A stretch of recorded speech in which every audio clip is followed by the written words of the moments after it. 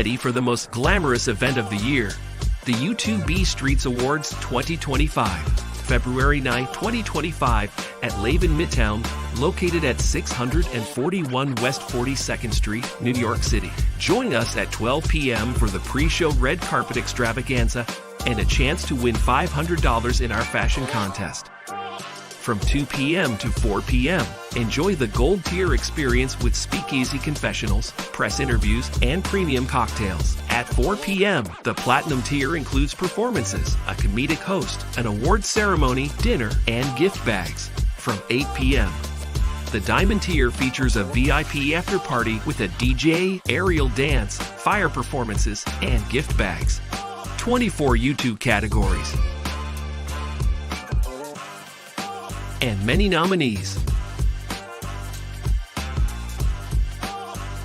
Can't attend in person? Stream the entire event live on Hush and Move Media via Uscreen for just $9.99. Get your early bird tickets before September 15, 2024. Visit now. Be a sponsor. Be extraordinary. Be there. Be great.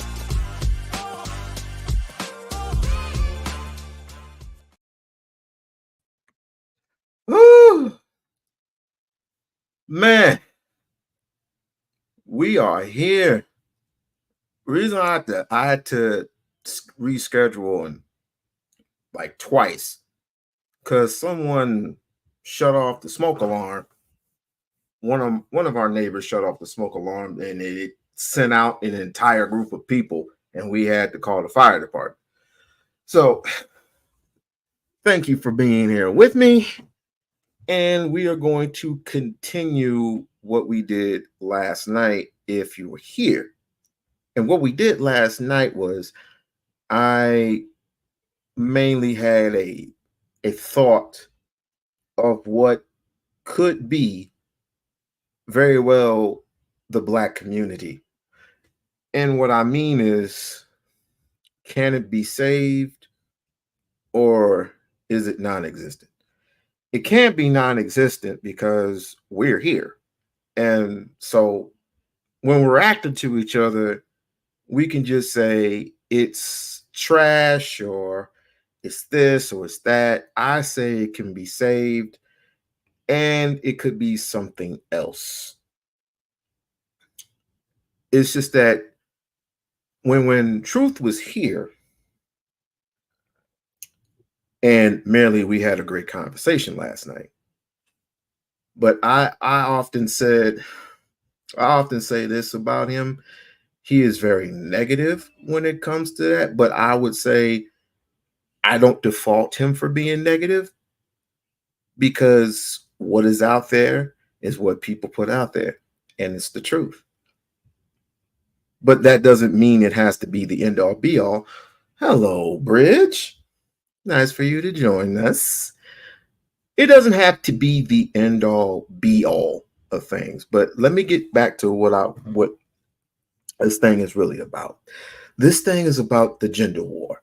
There is no such thing as a gender war. It's only the word that I'm looking for.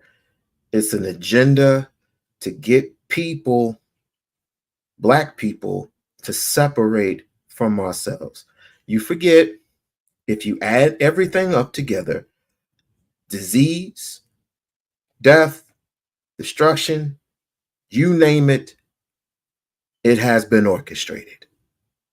It has been orchestrated through media. It has been orchestrated through government. It has been orchestrated through Congress, our constitutions, everything. All of it is orchestrated. All of it is set in stone for you to disappear, because we are the main ones that are still here. We are the main ones that are still asking for reparations, but more importantly, we're asking for respect.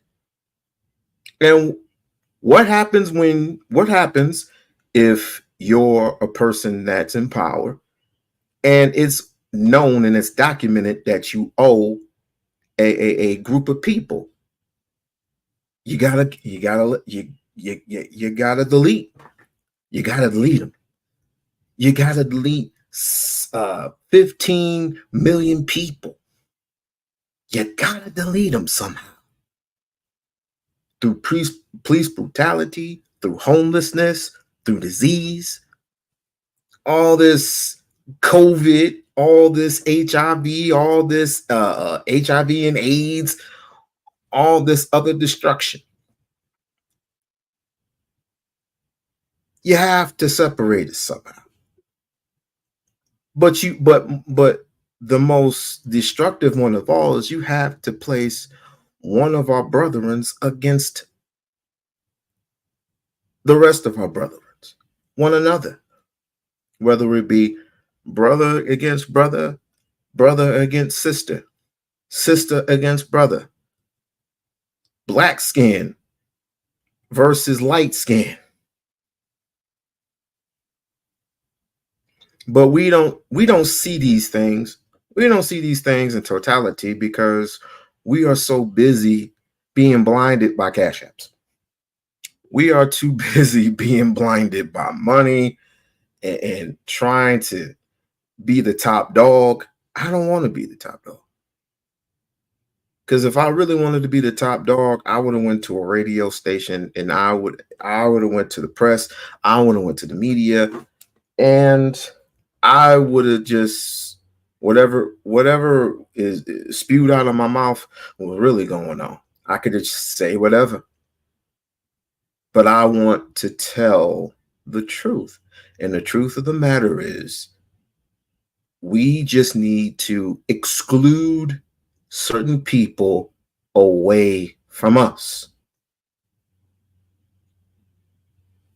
There is no gender war. There is none.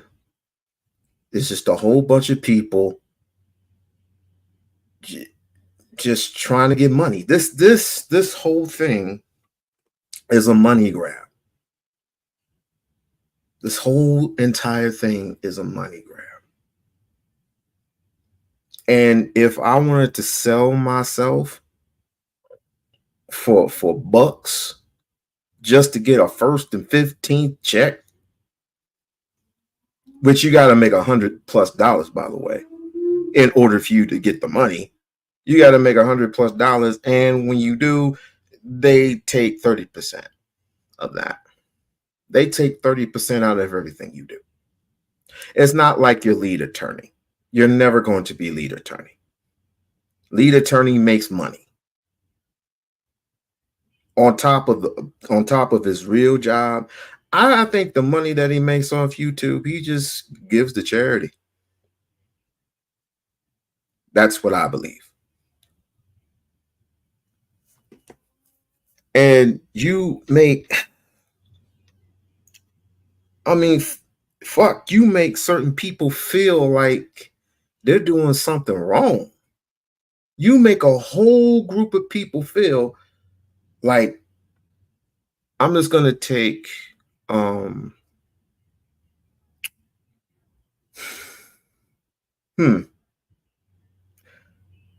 really going to take one group, and bear with me on this. Like, share, subscribe to the channel. Like and share, subscribe to the channel. Become a member of We-On-Loc Nation. Become a member of the We-On-Loc Nation channel, whether you're a man or a woman. Now, when it comes to the simps,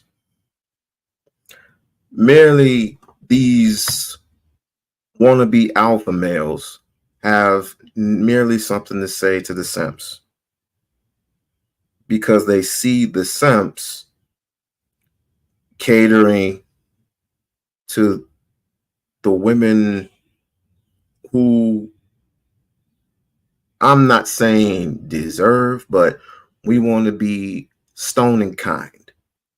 We want to open up doors for women. We want to remove a chair from her when she's sitting down, or we want to move a chair when she's sitting down. We want to remove a chair when she's standing up. We want to do all these things, right? What up, Triple 11? But I I looked at my studio comments when I went to my studio and adjusted some things. And these people are merely sick and tired of this whole stupid ass gender war. They're sick and tired of it. I went somewhere, which I'll be pulling up in a minute. I pulled up a video and I looked down in the comment section, and they are getting sick and tired of it. They're getting sick and tired of this whole gender. Oh yeah, it was the Breakfast Club. And the breakfast and I said it before, a lot of these things that these so-called these men talk about in these spaces is spewing out into the real world, because these callers call in and they are constantly complaining about females. But I look in the comments and there's a lot of people who are merely upset, and it's the same old story, like I said before. But never mind me. I'm just breaking it off to you how I see it. And the interesting thing of it all is that when I go to my studio and I see, and all these are the same replica, different people, but the same replica of comments. They're saying enough is enough. We're getting sick and tired of this. So if you're getting sick and tired, I'm going to need you to do me a favor. I'm going to need you to get the word out. It doesn't matter how many of you are there. I'm going to need you to get the word out that We-On-Loc is going to be doing a series. All right. The Negroes that don't deserve black women, that's been a series. But I'm going to make this one a series. I have to make this a series. Because literally, people are not understanding that this does nothing. This is merely nothing but a complaint. But you don't mind. You don't mind supporting these people. It's bad enough that you're giving these people money and you're giving these people memberships, but you're supporting the very thing that you hate. Now I showed you something the other day or last night, the differences between one panel versus the other panel. We're going to finish that up. We're going to finish that up today. But first, let's read the comments with Triple One Theory had to say. And he says, I think the gender war was made to neutralize unity. Neutralize unity in the black community by other people. Not just other people, but again, white supremacy is paying black people who will sell their souls to money, William O'Neills of the world, will give them money to neutralize a threat vis-a-vis Malcolm X, vis-a-vis Malcolm X, vis-a-vis Martin Luther King,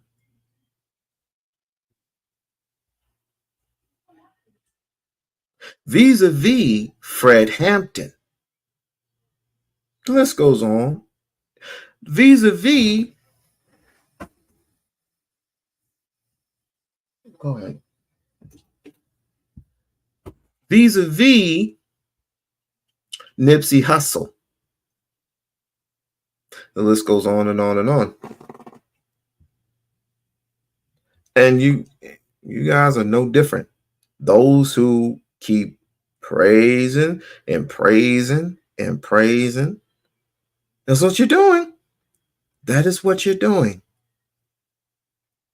Complaining that you ain't getting no cooch. I think Fresh and Fit podcast. Oh, Myron is unintelligent. I'm just going to put it in a nutshell. Myron is just unintelligent. He's fake. He's phony. I think he just needs to go back to Sudan or wherever he's from and just build his own. If he can prove that he can rebuild his country, since his family came over here and gave him a little trust fund, I think he needs to go back over there. Yeah. Instead of criticizing black folks what they can and cannot do, why don't you go back to your country and build from there? Don't think that you can come over here and not get it out the mud per se, but then you're going to accuse black people of being slow and pathetic. No, you're just not intelligent and smart enough for certain conversations. Fresh and Fit podcast benefits off the gender wars the most. Everybody benefits off the gender wars. Freaking Anton benefits off the gender wars. Angry Man benefits off the gender wars. Anybody who's a top dog like Fatty, anybody who's the top dog of YouTube, and I don't know if they're the top tier of YouTubers. I'm just saying when it comes to, I'm sure that relatively there are other sectors that have their top dogs, but when it comes to our sector, I don't even know what the sector is. They're the top dogs per se. I mean, it used to be Kevin Samuels. Kevin Samuels is gone. Now everybody's trying to fit that criteria, which is pretty sad to say the least. He can improve people in his own home country. First, the fresh and fit, the country first, fresh and fit guy. Oh, I know what you're trying to say. If he could, he could, but I don't think he wants to, because he's very passionate in what he does. He is so passionate, and he's such a low life, such a damn low life. But again, women love going up there because they want to be what? In the spotlight. That's all that is. And I don't even know if they get paid. Do they actually get paid when they go up there? Nah. Because they ain't got no freaking money. Yeah, I'm going to definitely have y'all need to get the word out and say there is no such thing as a gender war. I'm calling it out as I see it. There is no such thing as a gender war. What would you call it? I don't know yet, but it ain't a gender war. I would call it Willie Lynch syndrome. Willie Lynch syndrome. Let me see. WLT. No, WLS. Willie Lynch syndrome. That's catchy. WLS. Willie Lynch syndrome. I'm trying to tell you, you can only go as far as that. You can only go as far as that. You can't go anywhere else. So here's what I'm going to do. I'm going to go ahead and finish up. I want everybody to go to Illosophical's live stream. I want you to support Illosophical. Illosophical is that dog. Illosophical is definitely that dog. He can just go somewhere, anywhere but here. Let's be nice. We don't want.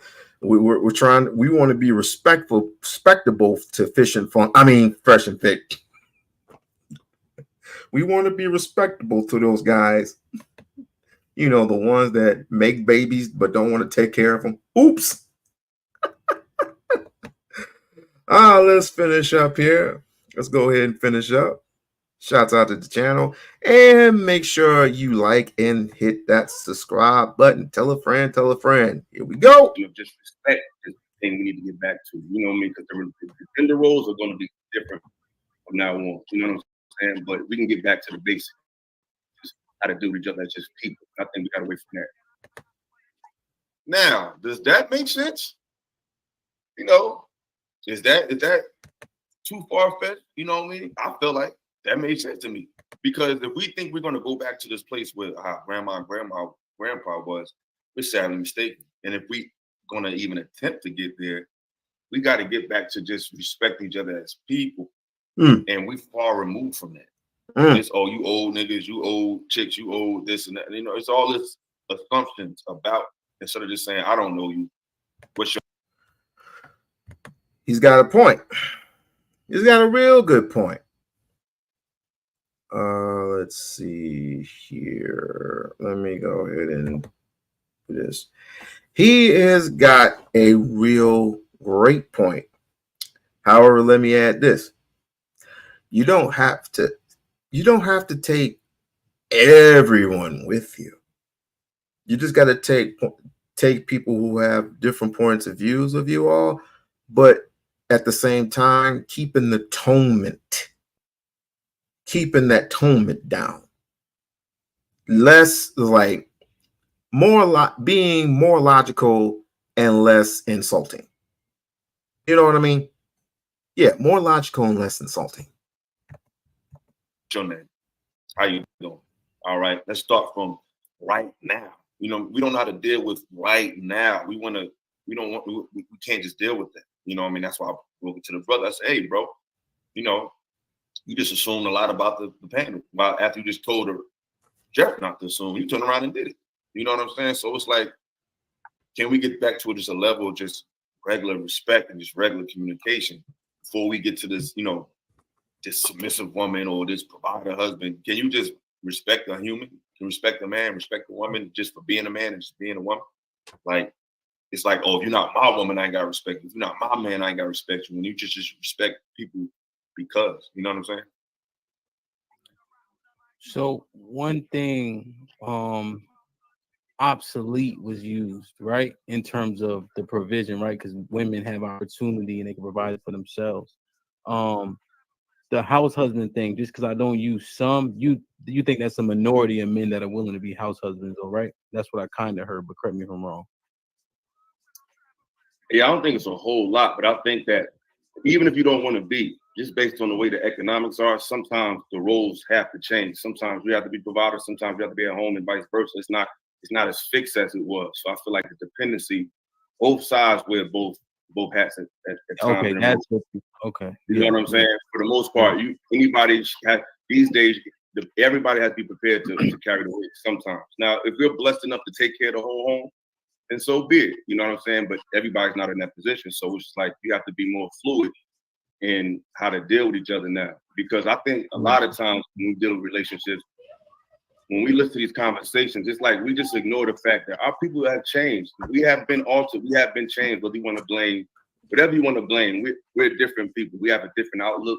There's a slight undertone of antagonism with how we deal with each other. And I'm not gonna say it's okay, but we gotta act. It is what it is. So it's just different, and we gotta deal with each other. We'll hurt people trying to figure it out. It's like if you're wounded, if you got a hurt shoulder, it's gonna be hard to lift weights because you're wounded. So we don't want to admit that our people wounded. We want to just point the finger. It's like, yo, we all got issues. You know, when you're dealing with a black and black woman, you got to be prepared to deal with some type of pathology and hopefully find some middle ground. But we got to admit that we're a little altered. We'll never be our grandparents and our parents. It's just not going to go that way. But we have to find a way to get to that level of respect that they had our way. Well, but we get to that place of respect. But if what men generally provided, which I would assume the respect was tied to, that provision that you mentioned was obsolete, and I know you don't mean like done, right? But you know it has been lessened. What other way can we get that respect back if we don't provide like they used to in yesteryear? And now it is strictly because we want to be together, not because we need to be together. I think we have to wear hats. I think we have to wear more hats that we didn't wear before. For example. And that's a good question. The old me would just say, well, but the hell with the questions, just do it. Just be around other people who are in your neighborhood, who are in your communities. Just be around them. What's with all the talking? It should be just simple, right? But nothing is that simple. Different personalities, different backgrounds, and that sort of thing. And you don't know who is who, and you don't know who's hurt. So you don't know who's going to bring the pain. You don't know who's going to bring passion. So this is why I say this slowly but surely, but we can get through this. Now, I ain't necessarily agree with everything Truth was saying. I normally just throw that to the wayside. And I will definitely give you a rundown of what I mean when I say there's a difference between liking someone, disliking someone, and hating someone.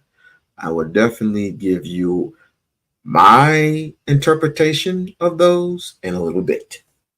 Thank you so much to the Farmer's Dog for sponsoring today's video. Somebody help give him some money so he can pay for the premium of that. And I hate those freaking commercials. But yeah. As you saw, our food is delivered straight to our doorstep. A lot of relationships growing up, what I've seen a lot of good families get broken up based on different beliefs. So I would be a good father that's at home with the children. Now, I mean, not at home, but he wouldn't go to church in my life. I can't speak. I'm trying to figure out where I look. Correct. It's just like what I said. Correct. It's just like what I said. We don't know who's hurt. We don't know who hurt us. We don't know what a brother's been through, what a sister had to go through, because constantly people keep screaming out protection. Other people keep screaming out justice. Where's the justice? If you're in a neighborhood with a whole bunch of black people that you don't know, that's what you have. Just us. And we don't realize, and this is the reason why I hate interracial relationships. I just do. I hate it. My teeth crunch every time I see a relationship with a black man with a white woman. Do you know what that entails? It don't entail no love. You know why people say I love being with my white girlfriend? Because they hate being around you, black woman. Because they don't. Men hate responsibility. Let's just put it in there. There are those who I mean, if those of you who have jobs where it's more, it gives more, like say you're in a HVAC skill or you're in a carpentry position, all fair to you. But the rest of these Negroes, they hate responsibility and they hate accountability, and they know And they know a woman who is equal to them. I'm not saying equal as in terms of strength. I'm saying equal in the terms of waking you up in the morning, cooking you breakfast, getting your lunch ready, telling you where your shoes are when you telling you where your keys are. Honey, I don't know where my keys are. They're right here. They're right here next to the TV stand where you always keep them. And a woman helps you when you're running late. A woman helps you when you're at your back and when you're at your baddest. When you're at your baddest moments and your baddest thoughts, a woman can help you out. But at the same time, a woman can put you in your place. You hate that shit. You hate when a woman's voice spews like venom because he knows that's your ass. Because that's like living with my mother.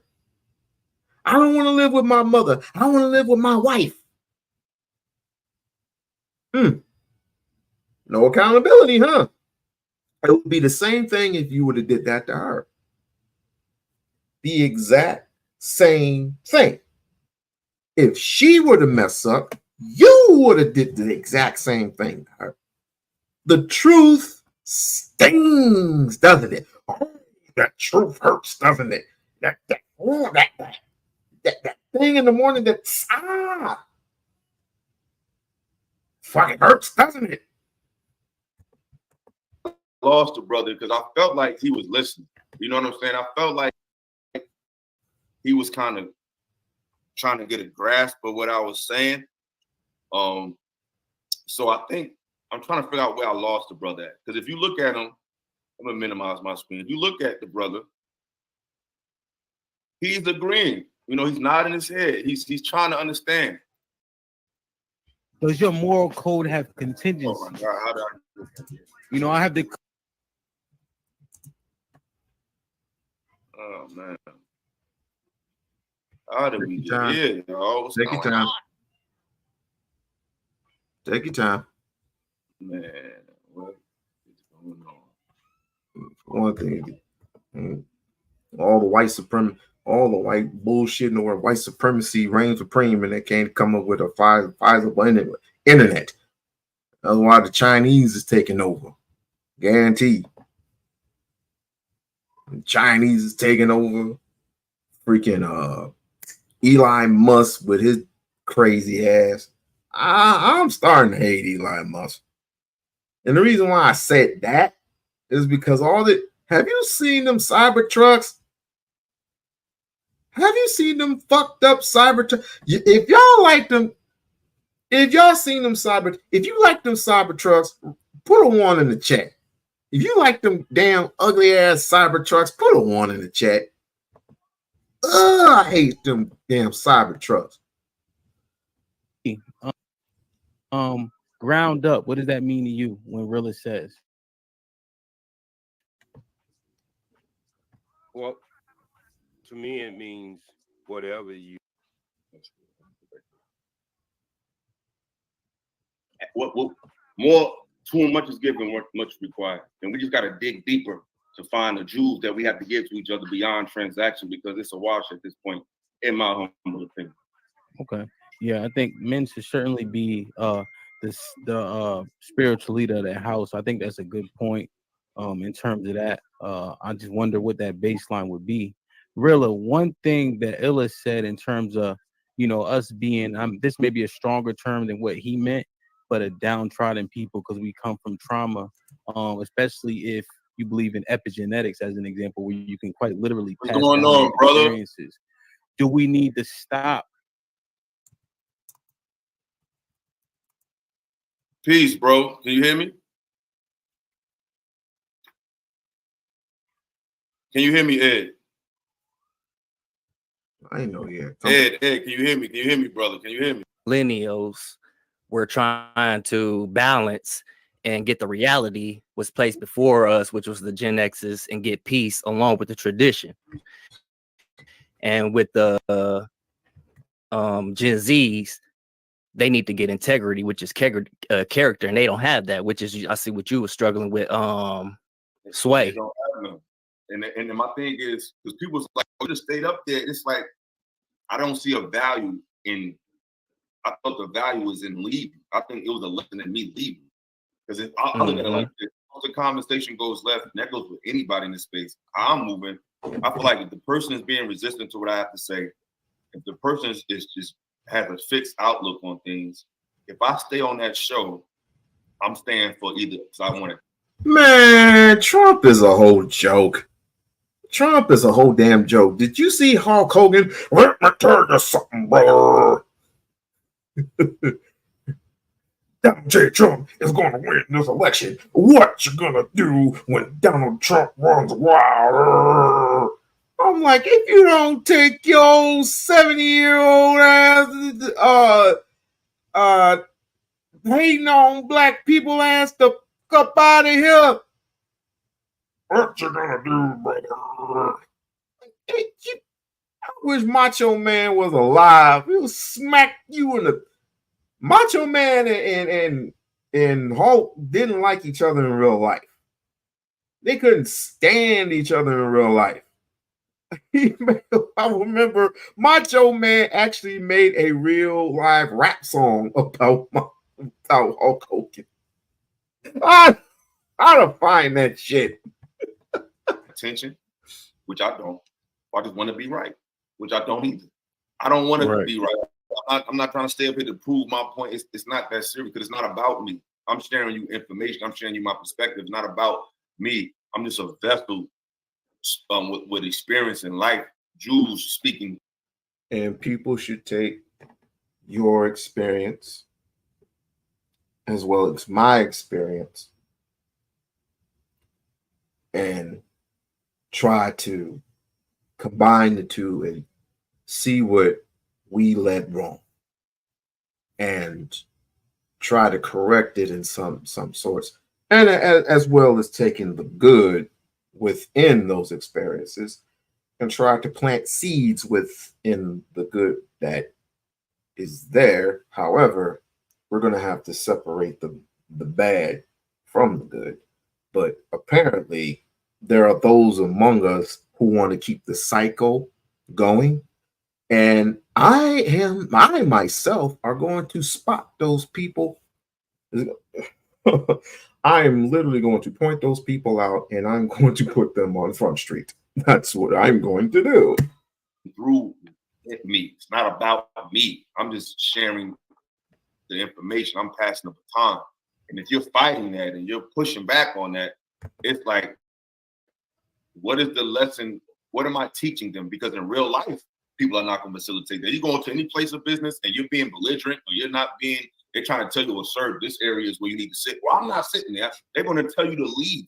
You know what I'm saying? They're not going to try to intervene.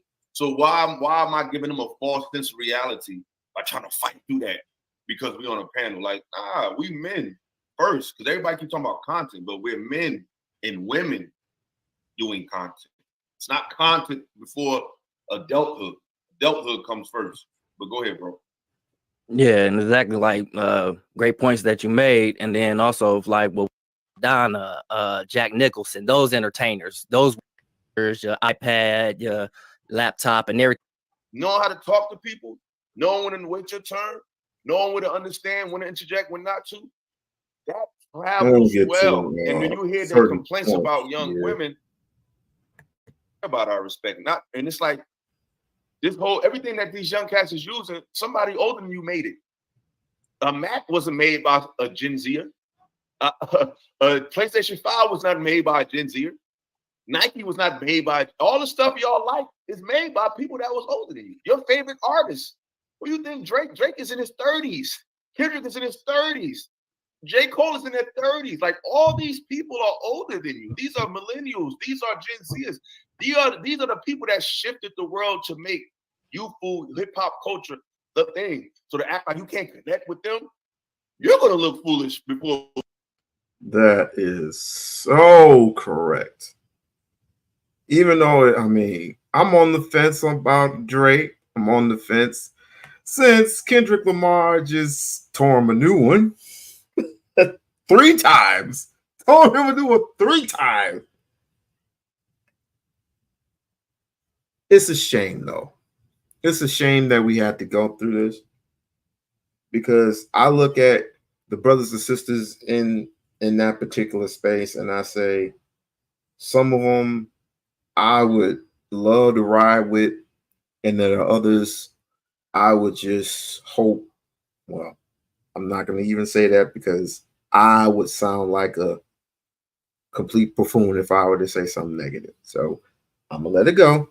But we do, because our generation has done a lot as far as the impact it left culturally on the world. It made people want to listen to people that they didn't want to listen to.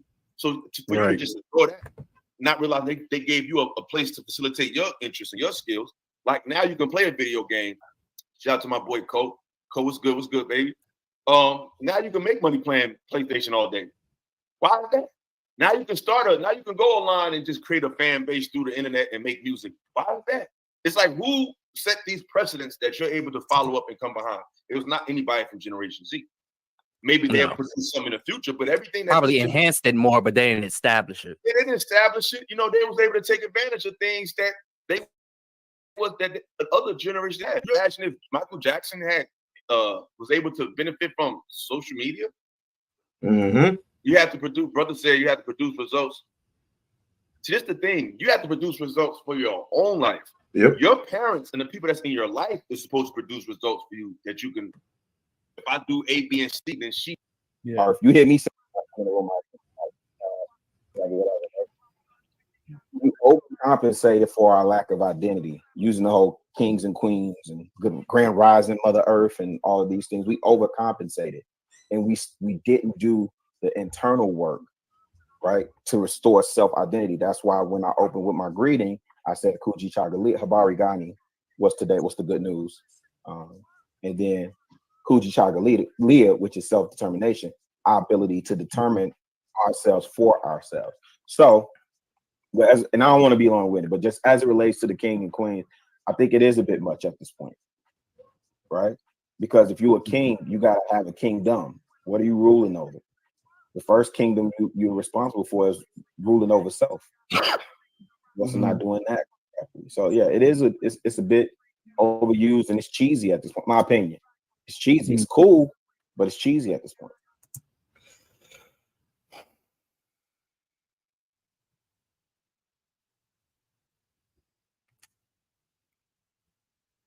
See, this is where the internal conflict in me comes in, and I'm struggling to say the words that I would like to say, due to the fact that Chicago Rilla is one of the realest people that I've ever spoken with.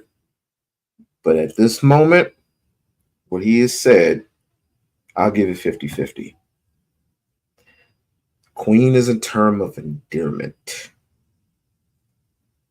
Queen is just given that natural part of respect that you get from mainly Hoteppers. The Hoteppers you get from the Umar Ifai Tundes, you get from that side of the yard. I mean, it's all over. It's just a term of endearment. People take things literally so seriously, and it's so demonic. Not saying that he's demonic, but if I call somebody queen, it's just a sign of respect. Until you show me that you are less than, I'm not going to take that away from you. As a woman, I wouldn't. As a man, We-On-Loc would never take that away from you, because I want to treat you as such until you show me otherwise. And I would say, in the real world, I haven't come across anybody yet that has not given me excuse to call them out otherwise, other than to say, for them to say to me, thank you, you're welcome, bye-bye. Simple as that. Has no What do you- meaning, no punch. What do you suggest, right? Because I was having a conversation with someone who I think we learn from each other largely, but I'm a little bit older, and they come to me for more guidance necessarily. So I guess I may be the mentor. You know what I'm saying? Are we more or less? Okay, Fred, time to find our perfect apartment on Zillow. Don't worry, change will be good. I get red. Yeah, Jesus Christ. Yeah, But we build. You feel me? That's how I look at it. Like we build when we had these conversations. Titles matter, right? Like he was saying, hey, so my job, he's in education. So they want to. So how y'all feel about what Rilla said? Hold up. Yeah, how you feel about what Rilla said? Blackhawk said that's some ignorant shit to say, and he sent the Cash App. Shout out to Blackhawk for the Cash App. I appreciate the $5 Cash App, brother. That's another thing of like with greetings and with job or fire, yo. What's wrong with King? You know what I'm saying? Hold on. Just for you can explain anything else for me, world class too. Appreciate that, brother. Appreciate that. I keep clicking it back. We build. You feel me? That's how I look at it. Like we build when we had these conversations. Titles matter, right? Like he was saying, hey, so my job, he's in education. So they want to give me this title, but doesn't come with an increase. But I said, well, the increase could be $5,000, right? But that title can be very much transferable to somewhere else. So people are often inspired by titles. So is there something that maybe needs to replace it? Do we have to, or should we just throw the whole ideology away? No, I don't think we need to throw the whole ideology away, but there's an imbalance, and that's what I'm saying. And probably OG can speak to this better than me in terms of the total man, right? You're addressing the total man. If you just refer to me as king all day, right? Then we never get to reflect on the areas of opportunity that I may have, right? If I just go around just saluting queen this and queen that, and I don't accurately call out what's right in front of my eyes. This woman is not presenting, or this gentleman is not carrying himself as a king. If I'm not accurately calling that out, I'm doing him a disservice, right? So how about I just replace it with good brother? Hey, young blood, what's up, cat? Again, you're taking it out of context. Literally, it's just a saying that we say amongst ourselves. It's just like, how you doing? How you doing, my brother? What's happening? I can also declare you not my brother because you a complete coon. I could do that if you are my so-called brother, but I see you gawking around with a white woman. Are you my brother then? So why are we taking things so heavy? Makes no sense. You know, I'm trying to limit my usage of the N word, right? I know there's big conversation going around. Sure. Saying nigga, but I'm fond of it. You know what I'm saying? But I'm trying to limit my usage on it. So I think we need to get honest and very serious. And this is why I brought up this war against Black Americans and niggas, right? Yeah. We got to get very serious, man. This brother, it's dire straits out here, bro. Like for real. It's bad. It's really, really bad. And we keep playing around with this generation like we have time, and we do not. I'm at the age now where I'm regularly either seeing messages or getting calls about people that changed, transition, checked out, expired. Sure. Yeah. So we don't have that type of time, man. We gotta do the repair on the complete man and woman. Real shit. And so when you look at the greatest construct, or I think the most serious business contract you could ever sign is that marriage contract, I would argue, right? It's often tied to generational wealth and etc. That's why I kind of want to focus on that. And I think we are right on par, right? So T, you hear do away with the titles, right? Focus on building all the way up. Illa says we have trauma that we don't control. Even if you come up in a 2-family household, you come from a people that were broken down. by a plethora of things, both inside and out, I would argue. You know, what would get a woman to see, a black woman to see her man like a king, even though we maybe need to get away from them terms, as opposed to a so-called equal, and that's when you often get you know, just back and forth, right? A lot of partnerships don't work. Yeah, I agree with that comment right there. I'm trying to break by just saying ninja. That's a great question. I kind of missed what he was saying. So, put him in the fucking bedroom. Get him out of here. Come on. Hey, I got a question for you when you get a chance. Sorry, I had to walk away for a minute. I'm sorry. What's good? I know you probably wouldn't prefer neither of these, but if somebody was to address you, which not title, but addressing what you take. I know you would probably wouldn't prefer neither, but somebody was to address you, would you prefer at the time boy or nigga? Neither. You know what I'm saying? Like they both. I wouldn't want either. You know what I'm saying? Because neither one of them describe a man. You know what I'm saying? And like a lot of people, and it's just my opinion. You know, people don't have to agree with me.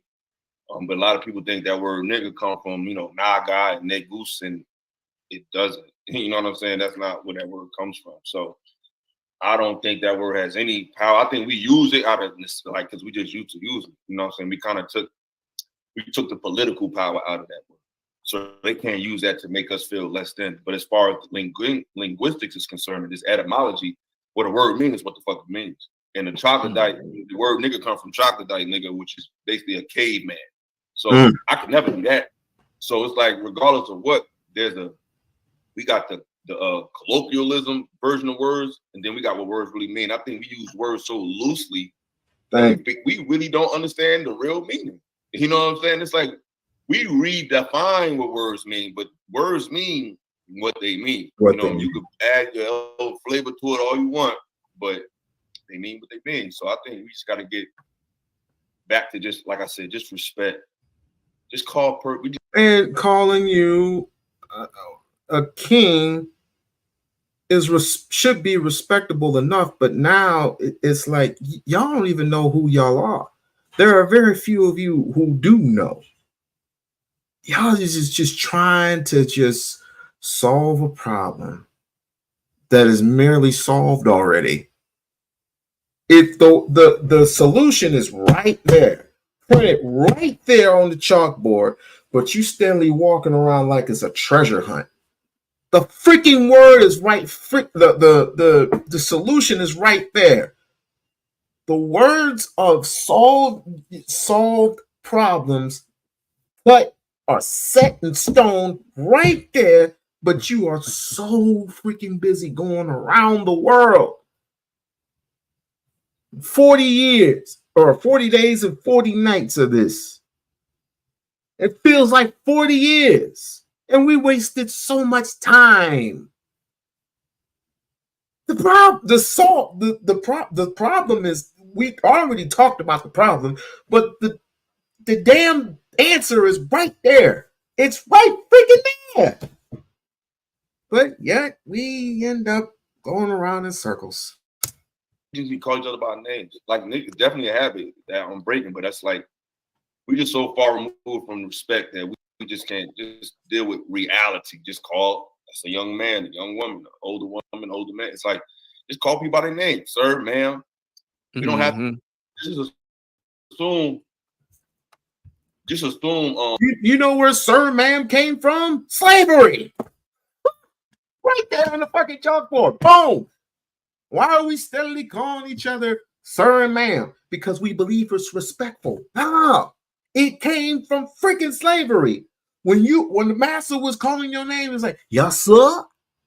Yes, sir, boss. Yes, ma'am. No, sir, ma'am. No, you had your head down saying, yes, sir, ma'am. That's where it came from. Literally. That's why I don't mind it when they call me king. What up, king? What up, boss? It's a term of fucking endearment. Just assume that people want to be called that. It's like we at that point. Like, everybody don't really want to be called nigga. You know what I'm saying? You might not know this brother from a can of paint. Say, oh, what's good, nigga? He may be like, what the fuck are you talking about? You don't know me like that. Like, we just assume too much. We got to just deal with people as they. Ha. Exactly my point. Exactly my point. It's different. How would you would address your boss at work? I would say, hello. Sometimes we'll call him by his first. He'll allow us to call him by his first name, but literally, I call him, "What up, boss?" Or I'll say, "Yes, sir," simply because it's 7 hours. You got 1 hour lunch, 7 hours. I want to go home. I want to clock out and go home unless he or she asks me to stay for extra hours. And I don't mind staying extra hours. Me personally, I don't mind staying extra hours, extra money for me. But literally, I want to go home. If they're not asking me, it's 7 hours with them. Do what you got to do. Get out. Stop being everybody's freaking friend. I'm literally looking at you and I'm saying to you, stop being everybody's friend.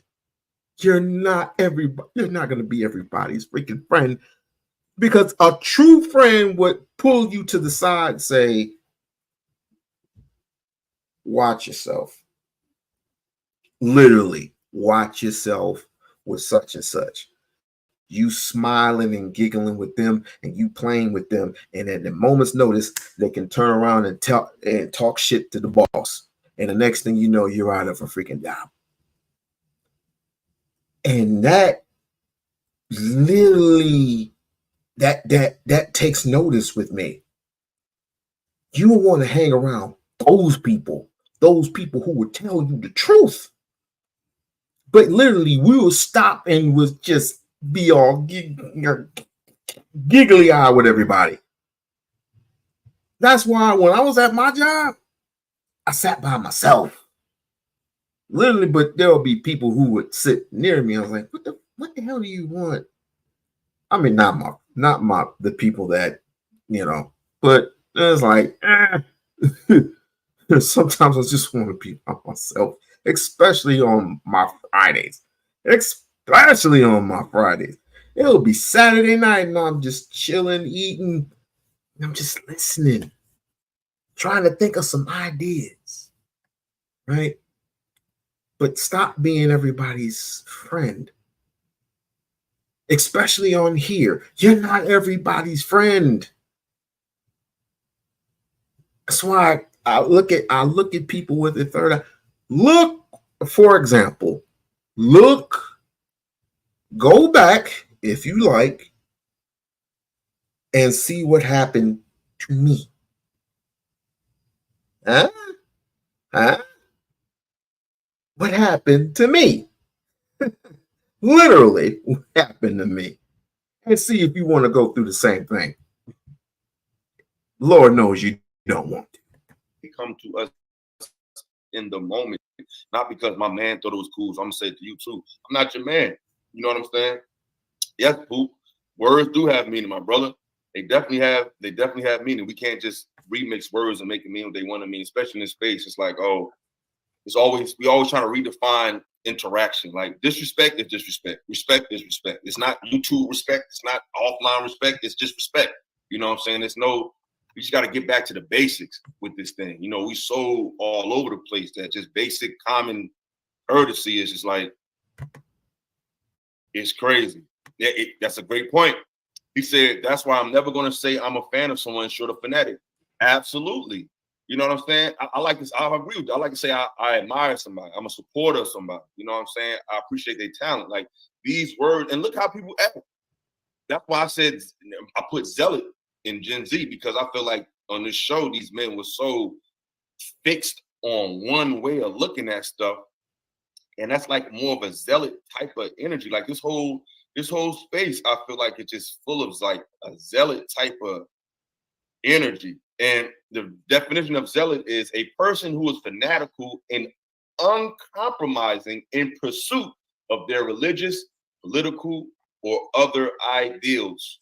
And when you listen to these young speak, it's very, very uncompromising. Even when I was doing recent shows on other people recently, the fact that I can say one thing and they can make it mean something else regardless of what I'm saying. It's like this only place I know where I can say I mean this when I say that, and people say, no, you don't. You mean this. It's like, no, I don't. I'm telling you what I mean. And they will argue with you uncompromisingly. And I feel like these conversations is creating this subculture of this. It's like a new cult. It's no different than a fanatic Christian, a fanatic Jew, a fanatic alphabet person, a fanatic. It's just creating fanatics. It's not act like a black man from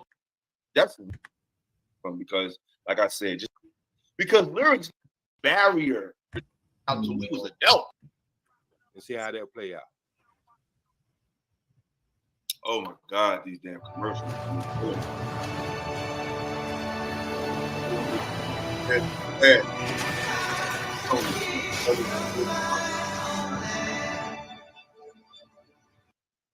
on, man, please. Okay. So OG, when you say you own your, I just didn't know who he was talking about. Martin and Malcolm? CJ, can you came up in the back? Oh, never mind. Pause. Is it possible you could cam up, CJ? Sorry. I thought you said a name. I didn't know he was saying. I understand, but if you can, I appreciate it. Go OG. closer to the light. Go closer to the light, my brother. When you say big ass glasses. Sorry, damn. Yeah, don't worry about it. Better run them a bunny rabbit ass looking teeth you get that. Now, you want to go down that line, or you just want to have the conversation? You good, CJ? See what I mean? Always talking shit. Always talking shit. See, we at a time like this, do we want to get serious? Or I mean, I can go at this all day, right? I can go at this cat all day, or do we really want to get serious here? Pick a lane. Pick a lane. I'm gonna put y'all in the back. I mean, y'all can have it in the back in the private chat. No, I don't want to have that conversation with them. I just want to go through what you're trying to get to. What? So in terms of the house is your kingdom, does that have any parameters around it though? Like, can you be renting, or can only her name be on it and you still be the king? Well, as we know, your home is your home, bro. Even the law says that. I don't care if you're renting; that's your private property. You know, people squat. You know, have you seen that too? And that too in California. Yeah. Once you get a bill coming to it, that's your home too. So they had to get you kicked out. What I'm saying is, we have to start thinking wherever we at. We have to start representing what we want to be. So that's where the imagination coming in versus where we came from or what we thought of ourselves. You know, a lot of these people I know, even some of the youngers or the old people, can't even get their dog to eat dog food at home because they don't have no respect for themselves, or people don't have respect for them. But they come on here and try to act like they're Superman, and it ain't like that when they go outside. And they know it's not like that. That's why they spend a lot of time on this right here.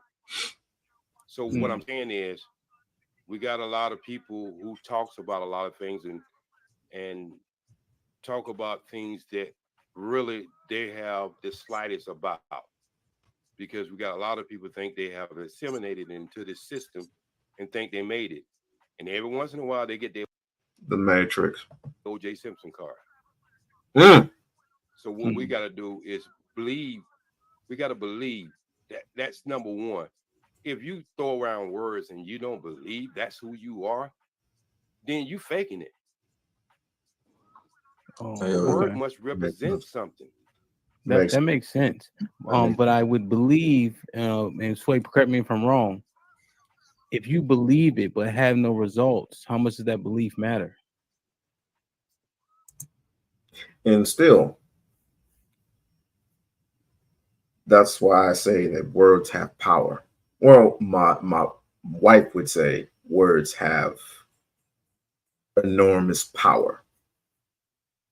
If you believe in it, it will come. Hey, Lisa. But you can't. You're not going to expect it's going to be some results, but it may not be to your liking. But I like it just fine. If I'm successful or what I do, that means these are my results.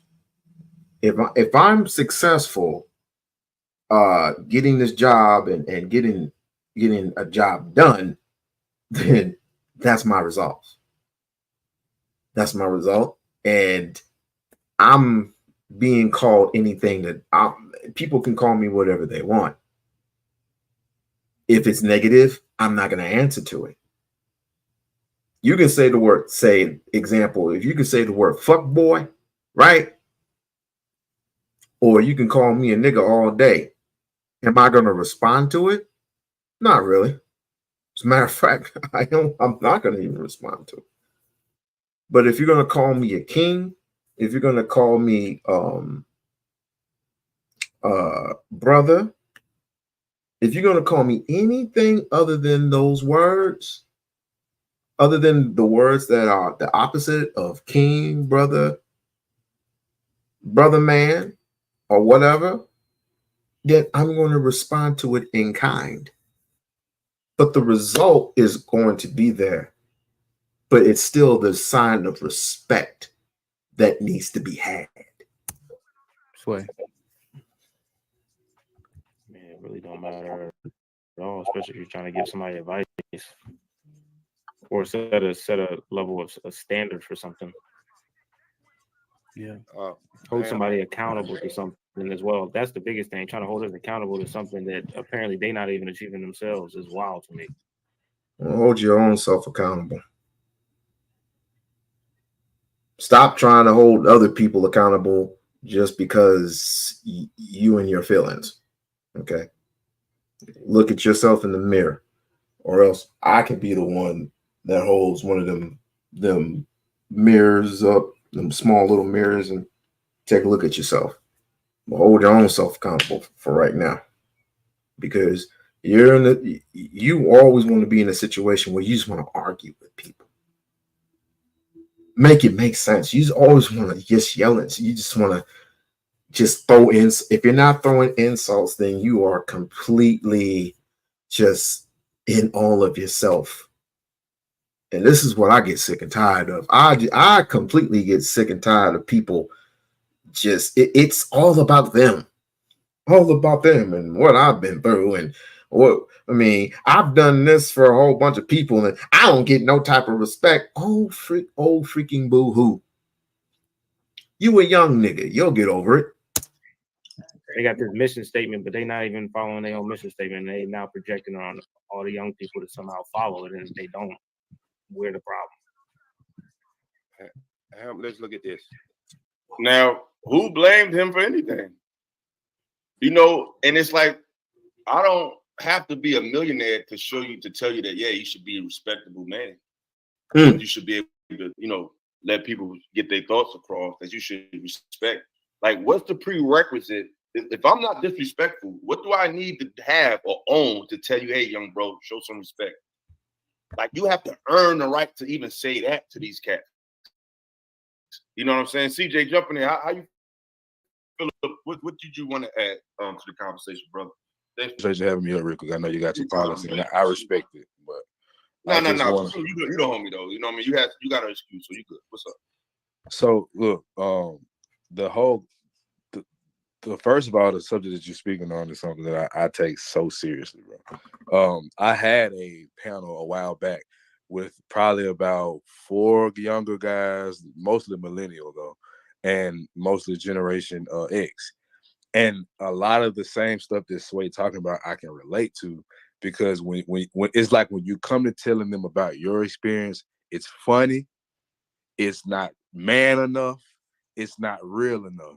And they'll laugh at you for being raised by a woman, but won't want to talk about the fact that, well, where were you, dad? You know what I'm saying? Like, there's conversations that a lot of them are not willing to have, like, honestly, like, and accept their wrongdoing in it. And the whole thing of me bringing up Sway is not because I didn't fully agree with Sway with the Cammy was saying thing, but I can relate because there's a lot of black men personally that I've had these conversations with, and when you get to, when it comes to you listening to them, you can do it, but the moment it comes time for them to listen, usually in these conversations, they don't want to do it. And Kevin Samuels did the same thing to him, not even because he was wrong, it was just he didn't even try to listen to the other viewpoint because I'm me, I'm older, whatever the case may be, and you're gonna have to listen. And then they'll come pointing out stuff like, well, other communities or stuff. How y'all know so much about these other goddamn communities, bro? Like you weren't raised in a house with no white man and white. You know what I'm saying? Like, where is this coming from? So that's where I kind of agree with Sway, but I do agree also that, hey man, younger guys, they're hard to talk to. Generation Z is hard to talk to. I'm not saying.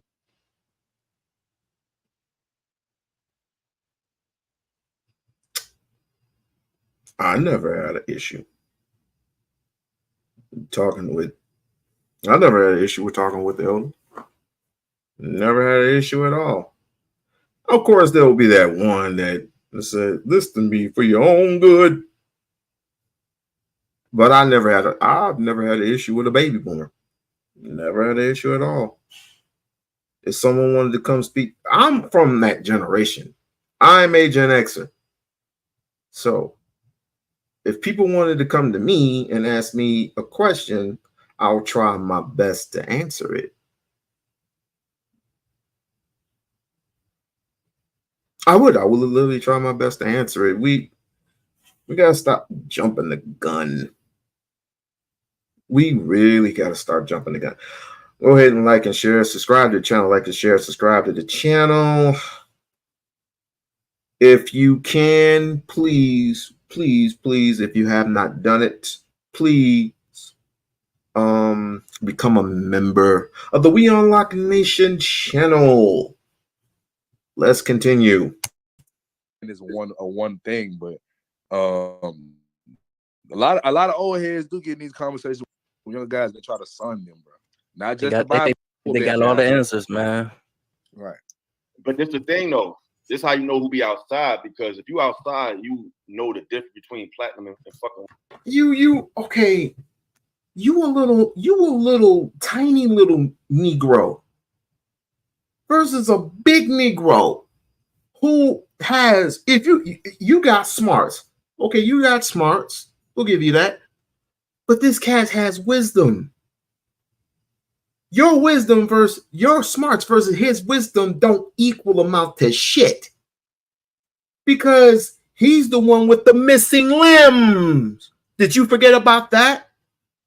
You forget that this person came out of a war with a missing freaking limb, or has a lisp because he's been beaten up in the brains 1,000 times over, or he survived mustard gas. He has mustard wounds all over his body because he's been through a mustard gas. You don't know who's been to war. You don't know who's been through the prison system. You don't know who's been through the riots. You don't know who's been through anything that as contains to white supremacy. You don't know that, and you can't take 5 minutes to listen. But as soon as we say something, get out your fucking feelings. So damn. Going through a rant again.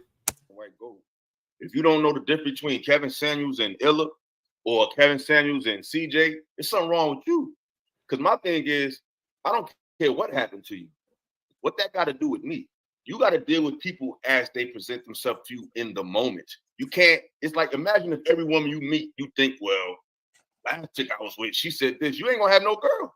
Imagine if every woman did, every time she met a guy, well, this other guy, he looked like you, he was your agent. That's stupid. Everybody's different, and intelligent people give people a chance to show if they're different. Oh shit! Or the same. If you come to the conversation with an assumed perspective because of what you heard from Kevin. Think I'm from Newark, New Jersey. I'm not gonna talk or think like Kevin Samuels from Oklahoma, who's 48. It's like it's not even a fair comparison. And the fact that this generation can't tell a difference between a Kevin Samuels and a Hamp or a Rilla, there's something wrong with them. They're not interacting with men enough. And you can't make your assumptions based on, because like you said you said something important. You said their experience, but I asked a brother later on the show, he said older generation, they give young men advice that they can't apply in real life. So I said, brother, give me an example of some advice that you was given by an older man that disappointed. He got upset. I'm not talking about me. I'm not talking about my experience. So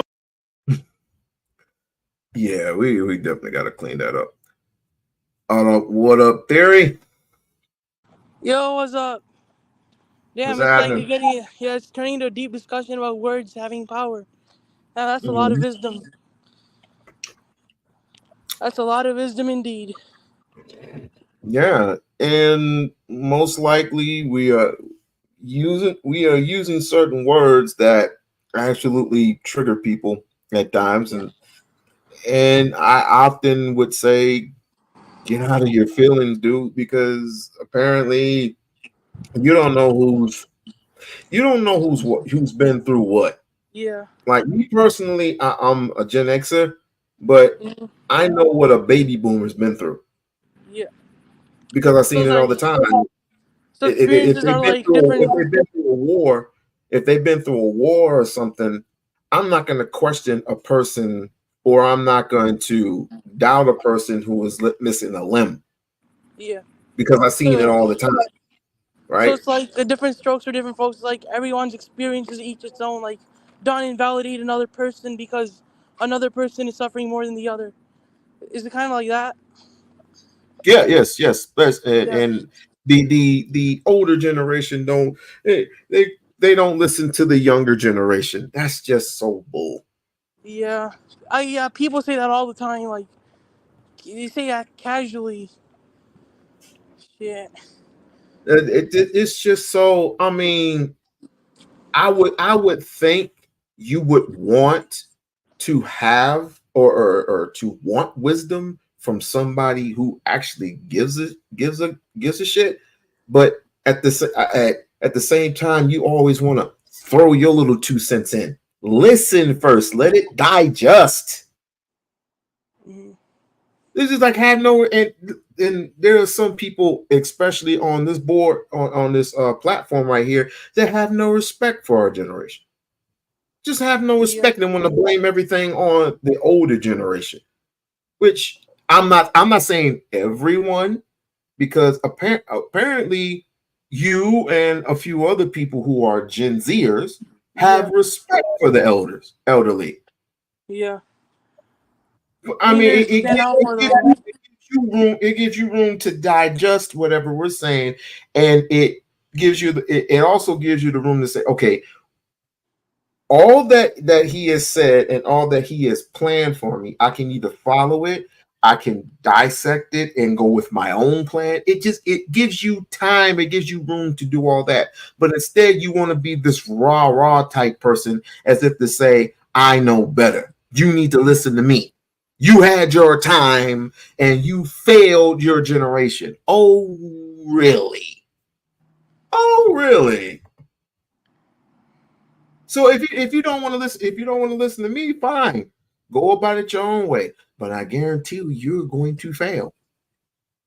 Yeah, it's better to listen to those more experienced than to be sorry. Like if you think about it in the long run, taking advice would help, but just make sure to take advice from the right person. Mm-hmm. Yeah. It's like people will say A, B, C, but you gotta decide what advice you're gonna take, what you're gonna leave. Like as my mom says, you gotta take what's beneficial and leave what's not. It's like you gotta sort it out, like dissect it, like put it, not categorize it or put it in boxes, just what's beneficial and what's not beneficial. Like, for example, if someone said, "Hey, dude, jump off a bridge because it's cool on TikTok," don't do that. And if someone says, "Study in school and get the A's up," do that. Like, that's how you should be able to categorize, scan things, which a lot of people in the younger generations don't know. And hence, all our societal. I'm not blaming everybody, just a few influential people get it up. You borging a little bit, but I understand. Let's continue. So what are you talking about? If you're not talking about how it affected your life personally and how you've seen it fail you, then you're just speaking on behalf of other people, which is. But Illa, you know what this space is. That's what they do in this space. Like, that's why I say I'm not on any side here. I think we had these conversations before. Like, it ain't that we taking a side on anything per se, but the truth. But no, that's what I can't stand about this space. They think because a statistic says something, anecdotal no longer matters. It does. Where these statistics come from? It's like 99%. What did Fantastic say? I think he said something about 90% of Black men are not murderers of women. So it's basically, it comes down to the 1%. That is a lie from hell. I was like, where do you get those statistics from? You had to Google your statistics. I said, I can go to Google right now and I can type anything and it can ring true. But if I go to the library and I look that very same thing up, tell me it's going to say something different. It's like you got to cite your sources. What is a scientific source? That's why I tell my kids science is important. Science is so important that anything that you say is word of mouth to me. It means nothing. Where's your source? Where's your evidence? Right? I can go to Bing, Google, and Wikipedia.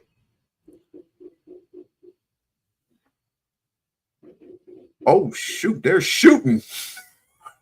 They're shooting outside. No, they're throwing fireworks. It does matter because statistics only as good as the people who participated in it. If they do a survey on 200 people, it's still 300,000 people who didn't participate. So it's still you can't get to the full gist of it. Now, I think certain statistics help add value to certain conversations where people are just talking completely out of their ass. But you still have to interact because as much as crazy it is out here, can I sit here and say honestly and tell somebody that it's impossible for you to meet a woman? That'll be a lie. Now, will she be a perfect 10? Will she look like Beyonce? Will she have the perfect shape? Right. Probably not. But can you get a woman that'll fuck with you for you? It's crazy that it is out here. I think you can. You can find it. When you got men out here thinking that's impossible. I can't even do it. I gotta jump through hoops. It's like there's a social awkwardness with this generation that we don't want to talk about. They do not know how to communicate outside of emojis, outside of memes, outside of just evaluating me based on my outfit and thinking I have value. When they have to provide value from their intelligence and their conversation, they freeze and they cannot do it. What do you think? I mean, that emoji part is low-key true. Communicating with emojis, heck, I don't even know what half the emojis even mean. And memes.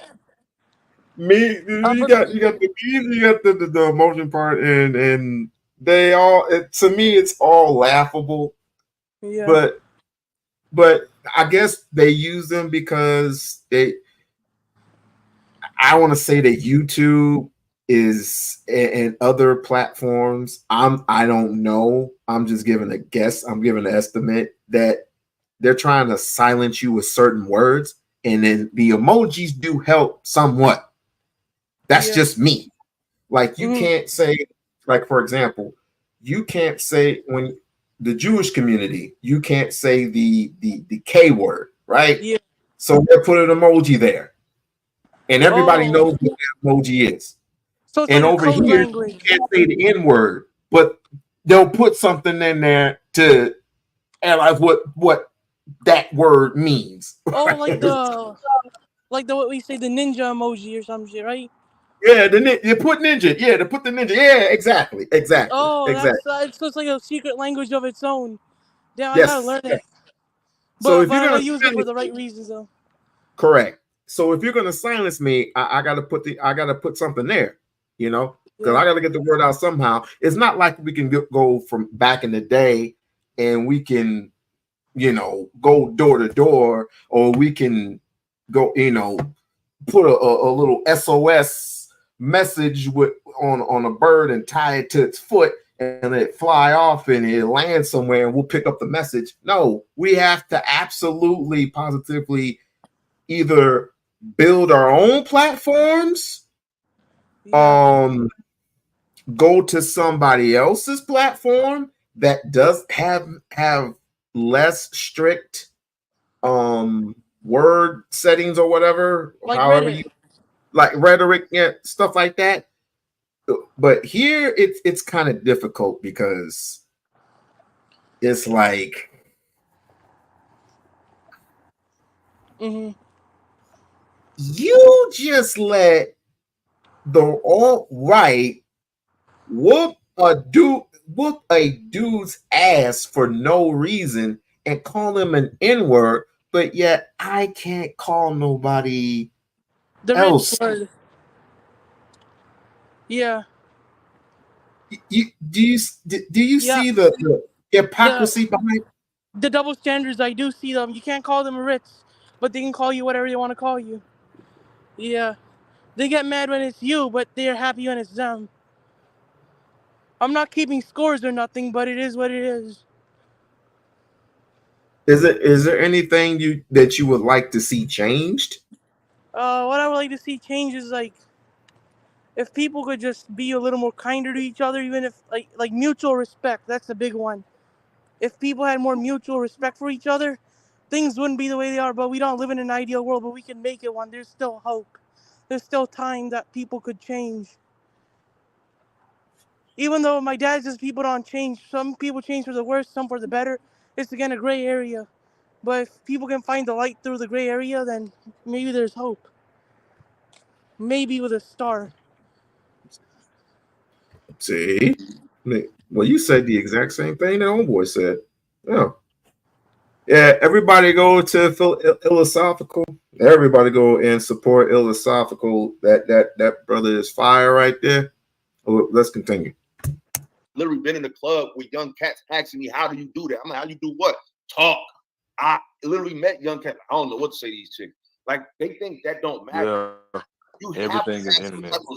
They going on Google, Illa. Regardless of what you own. I've only had it happen once. And they experience. Oh, and this person, because you practicing in it 25% cannot bring any good men. So, like I said, I understand what you're saying. You can't always plan when you'll need a gun. Rational gun owners carry not because it's a weapon, but because yeah, I'm gonna have to send him some money so he can get the premium going. Because it's a shield. And if you're talking about majority of men, the average man isn't respected for just existing or being a man or working hard or whatever. Like, no, like the average man at this point, the standard for him is not the same for when y'all grew up. They don't get the same level of respect and they don't get the same level of threshold isn't there. The threshold is exceeded to the point where now they're only dealing with certain level of men, i.e. the top 20% that we like to say, even though I think it's a little bit more than that. But I just think the threshold keeps going up where even the average woman isn't looking at their counterpart properly.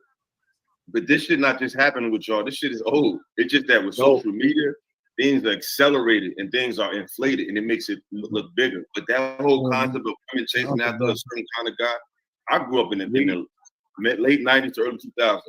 I seen the same thing. Like I seen girls from the hood when I was younger, the baddest chicks, they would go after the dude that was trapping or the dude like that been happening. It's just that it's portrayed at a higher rate because before social phenomena would just be something you would interact with in real life. Now, not only are you dealing with it, it's constantly on your feed of you seeing a chick going crazy or you see a dude. So it's like, oh, it's just over. So there's nothing new under the sun, bro. So Illa's right, but now here's where I think. Now, why is his face screwed up? You know, what is wrong with what I just said? Why do they think that they're the first era that had to deal with superficial women. That's not new. It just keeps getting more increased because none of that is fucking new. None of it. Oh, I almost forgot you're still here. How can I put this? Yeah, I let me read that comment again. I'm gonna go ahead and read that comment. Sway is another one who guesses and spews the wrong things out of I mean, of course he does, but he's from that generation that kind of fairly thinks he has seen it all, but don't know shit.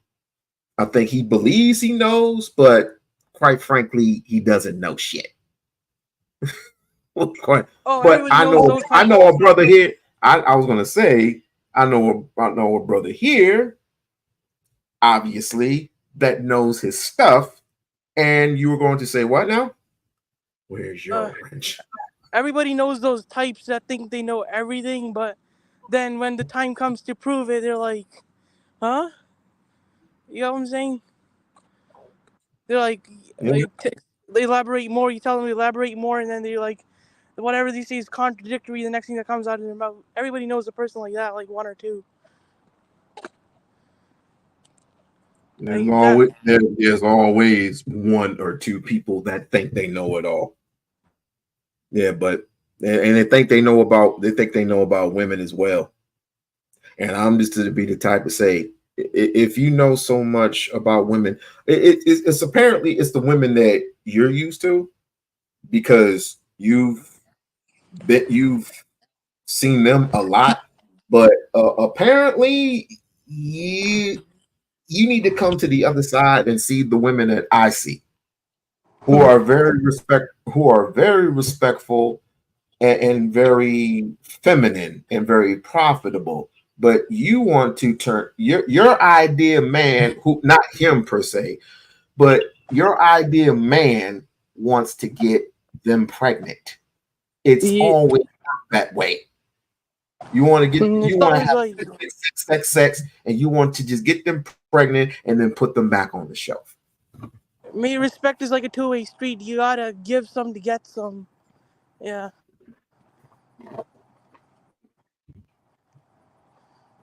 I mean, say that with your chest. Say that with your chest.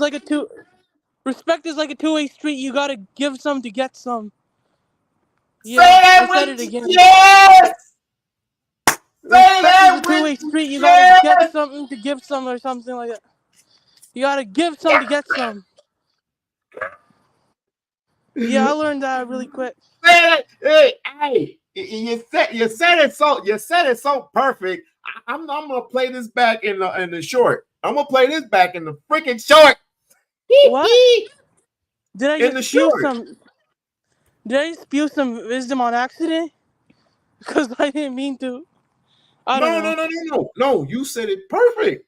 You said it perfect. I'm gonna have to. You said it so perfect that I gotta put this on the short. I gotta put this on the short because if they ain't gonna listen to me, who they gonna listen to? They're gonna listen to somebody who's in the same generation. Yeah, I mean, respect is a two-way street. You gotta give some to get some. Here's the thing.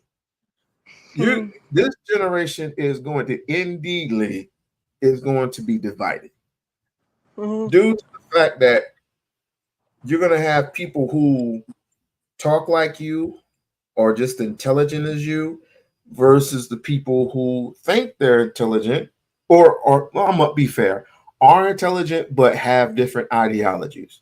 So you're going to have that. You're going to have that problem there, and then of course. My ideology is live and let live. It's like if they don't like you, so be it. Just leave them alone, and they'll leave you alone. It's like it's about mutual respect. And it's like treat everybody the way you want to be treated. The golden code that I live by. That's what I call the G code. Treat others the way you want to be treated. I follow that, and I live by that. I don't insult someone unless I want to be insulted back. Look what's wrong with this generation. The G code, which I don't think about, not all black men, But I don't know if the brothers know what the code is. The code of conduct. I think we need to go back. I think we need to go back to that. Yeah, it's a simple set of rules that you have to. A funda. It's something that you have to live by. I know it's an Indian word, but it works. Like a fundamentals, the essentials, something like that. Like how to be wise or something like just if people lived by these simple rules in life, how they govern their lives, the world around them and their lives could be better personally and on a bigger scale too. It starts with the small changes first, before worst becomes to best. It's like life is this test you gotta pass. We're gonna. Because social media takes narratives and they make them seem like they're everywhere because they could just repost it and repost it and repost it. You could think somebody's a platinum artist if you see them on your timeline all day. They might have sold 500 records because it's in your face all day. So his face got screwed up as if I said something mad crazy. Like it's nothing new under the sun. Women been materialistic. They always wanted the best. And he said, they don't respect men how they used to. We were dealing with the same lack of respect. All the movies that came out shitting on brothers in the 90s. Waiting to Exhale. You had For Colored Girls. You had The Color Purple. These movies is old. So these narratives about the value of black men didn't start with your era, brother. It didn't start in the 2000s. But you see how his face is just so like screwed up as if, I'm just saying something absolutely crazy. You know what I'm saying? It's like, do these young men, do they want to really understand and have conversations where they can connect and relate? Or do they just want to win the argument of talking points? Because the difference between our era, Women of Bruce Place, exactly. These are old shows. We had to deal with that without any counter conversation. So at least today, you can go online and hear a counter perspective from men and women that's speaking towards this. We didn't have that shit. We didn't have nobody speaking up for men. Nothing. So it's like, who really had it worse? You know what I'm saying? It's like these cats, they sound like rats to me. It's like, bro, we didn't have no red pill space. You didn't have no conglomerate of men online worldwide that relate to you, that you can go and speak. The fact that you're even able to have this conversation in the time you in is because of the generation that came before you. We wasn't given that pleasure. We wasn't given that platform to speak out against the misandry against men. We didn't have that. So what the hell is he talking about? But let's run it back. Let's just hear what he said again, because I don't want to put words in his mouth. Y'all tell me. I'm, crying. I think it's a lot more. Let's go back. Out of the older brothers, like we got one dude that we grew up with. He older. He probably like 10 years older than us. Named Pitt, right? So Pitt called he because he built like so he called himself on a diet, right? So we go out to eat with this nigga. He get a salad, right? We like, okay, Pitt doing this thing, feel me? Then he get a cheeseburger and a fish sandwich and French fries. So we like, yo, my man tapped me like, yo, I thought Pitt was on the diet. I said, hey, don't say nothing to that nigga. You know what I'm saying? Like we just applauded him for at least he started with the salad. You feel me? Like because he the old head, like Now we laughed about it, but he ain't catch us laughing. You know what I'm saying? So Sway.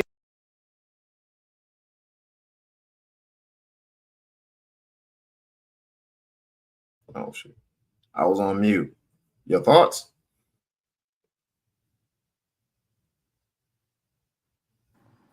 Oi. Oh, let's read the. Are you there? Yeah, I'm there. What's your thoughts? My thoughts about the guy saying about men's issues. Men's issues, like, it's kind of like half and half. Like, been women empowerment thing has been going on. Some men felt alienated because they actually were. It was a whole process. Like, you got to empower one group of people. You gotta make compromises, dude. Gotta make compromises. I mean, the men's issues. That's true because something had to fill the void. Like, take Andrew Tate for example. the best guy anyone would take advice from, but they do because he's gone viral. What do you say? But let me read the top because I had to go and get something. Had to get my food. But people like Sway abandon these spaces with the wrong information and deter men from getting ahead and sharpening iron. And then he had to say, I think I heard this one before. I know I heard this one before. And they are all into these thing where they love calling dudes 25 to 35 young. First of all, know the and I'm not talking about dialogue. I'm not talking about him. I'm talking about Sway and his whole perception of who's young and who's old. First of all, when you're 35, you're still young. I think he wants people in the 19 to 27 era to start taking over intelligently. Here's the problem. I can't even cuss. People like that don't like to listen to reason. Don't like to listen at all. Just like to hear the sound of their own freaking voices. And this is where it gets interesting. When you have those rallies, who do you mostly hear? You mostly hear the young buck speak, right? And they speak intelligently, and ain't no fuss. There ain't no fight. Of course, when they fight for a purpose. When you get on here, you ain't fighting for no purpose. There ain't no purpose. What's your purpose on here? To argue with everybody. What is your purpose? Oh, he left. What is your mere purpose arguing with everybody? On here. It makes no sense. Like shot. Sorry it took me so long. I had to get my food. Fighting for excuses, pretty much. Fighting for excuses, pretty much. I thought we lost you there. What? Can you hear me? Yeah, I hear you. Okay. All right. Let's continue. You hear me? Hey, on that. Yeah, I can hear you. I can hear you. Okay. As we stick on when we're trying to understand the women and the old brothers give us the game, do you think Illa has a point where are we listening? Or are we listening to catch something that we don't like so we can rebut?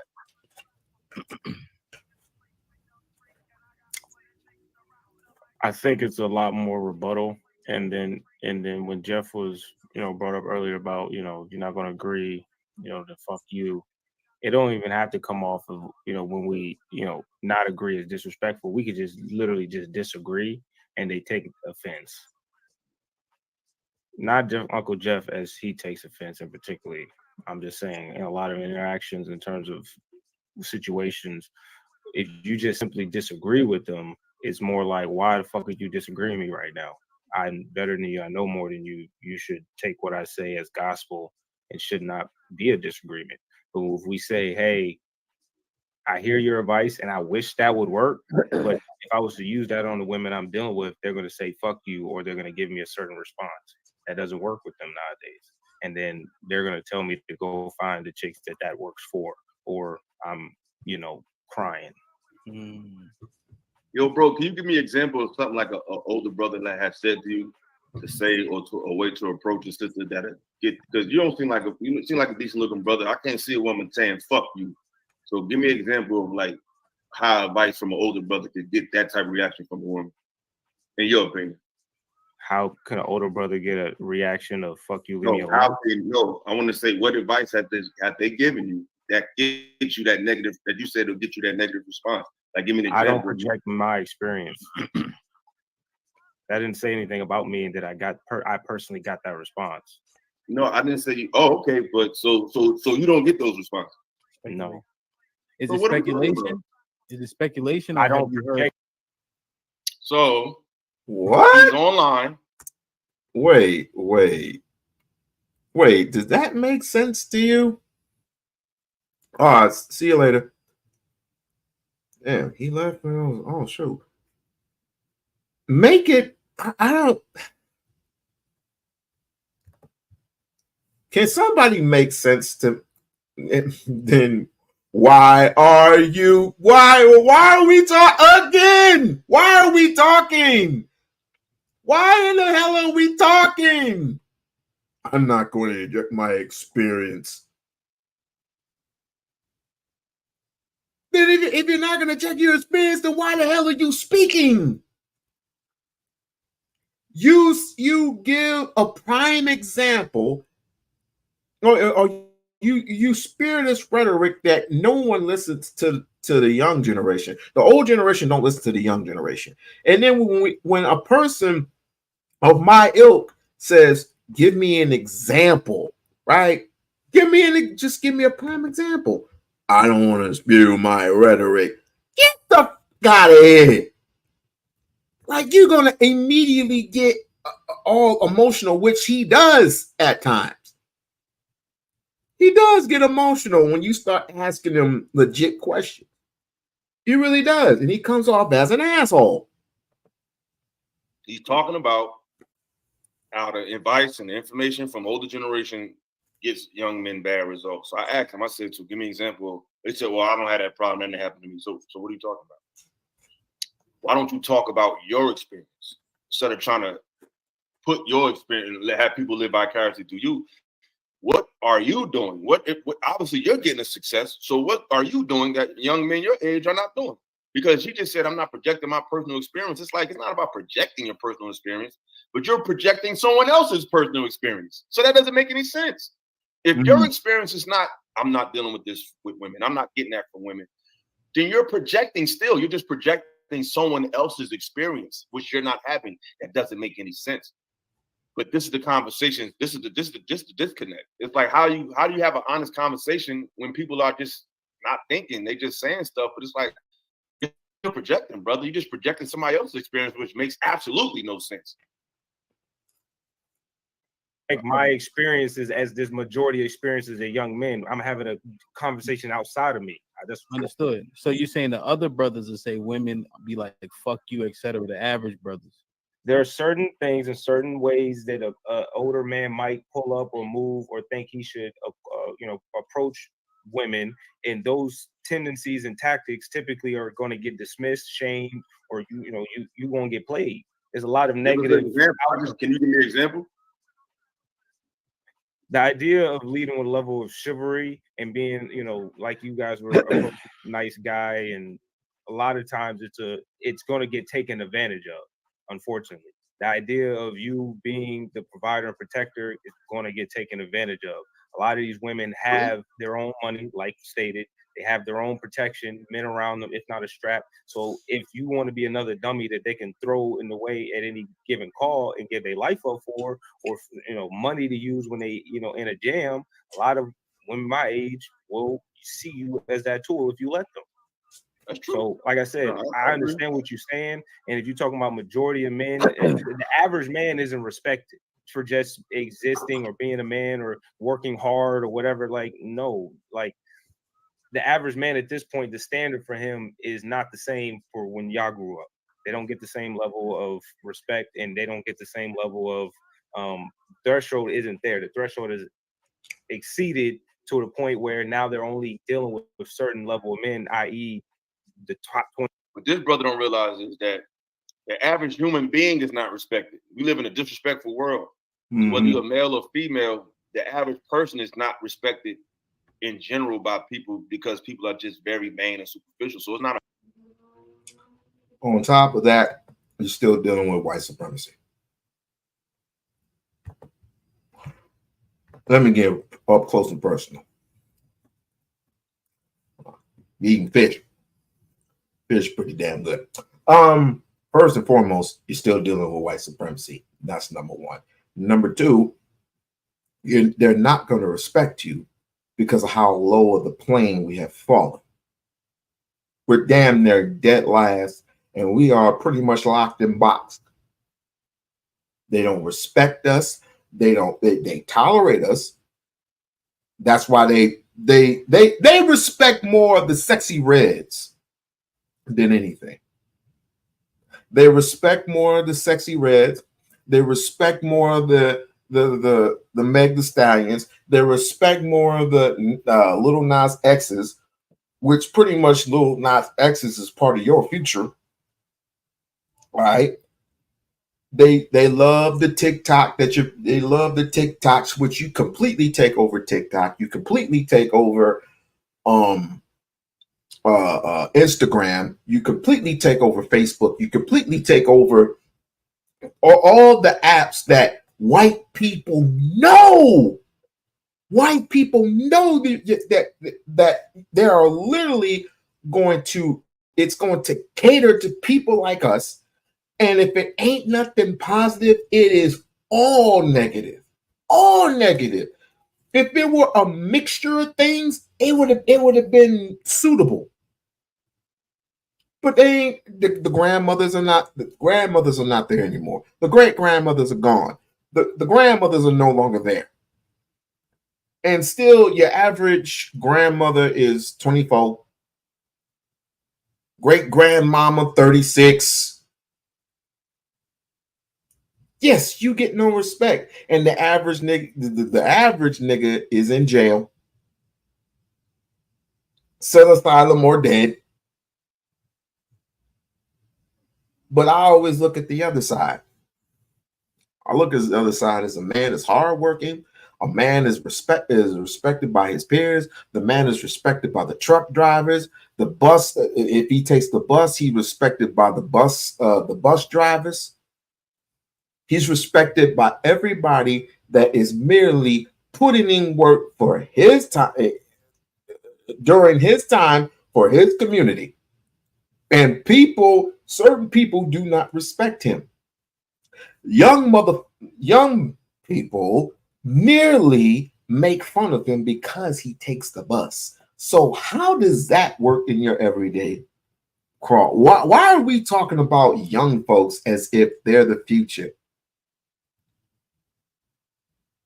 Why do we even talk to them like they're the future when they don't even listen to elderlies? They don't even listen to their peers. They always think that they know everything. That's why I say the solution is we should take the few, not the many, but the few that do respect their grandparents, do respect their parents, do respect themselves as a result of such. Do respect themselves as the result of such. And it's not going to, and pretty much, it's not going to work for everybody. It's just not. I literally have no patience for Negroes like this. I don't.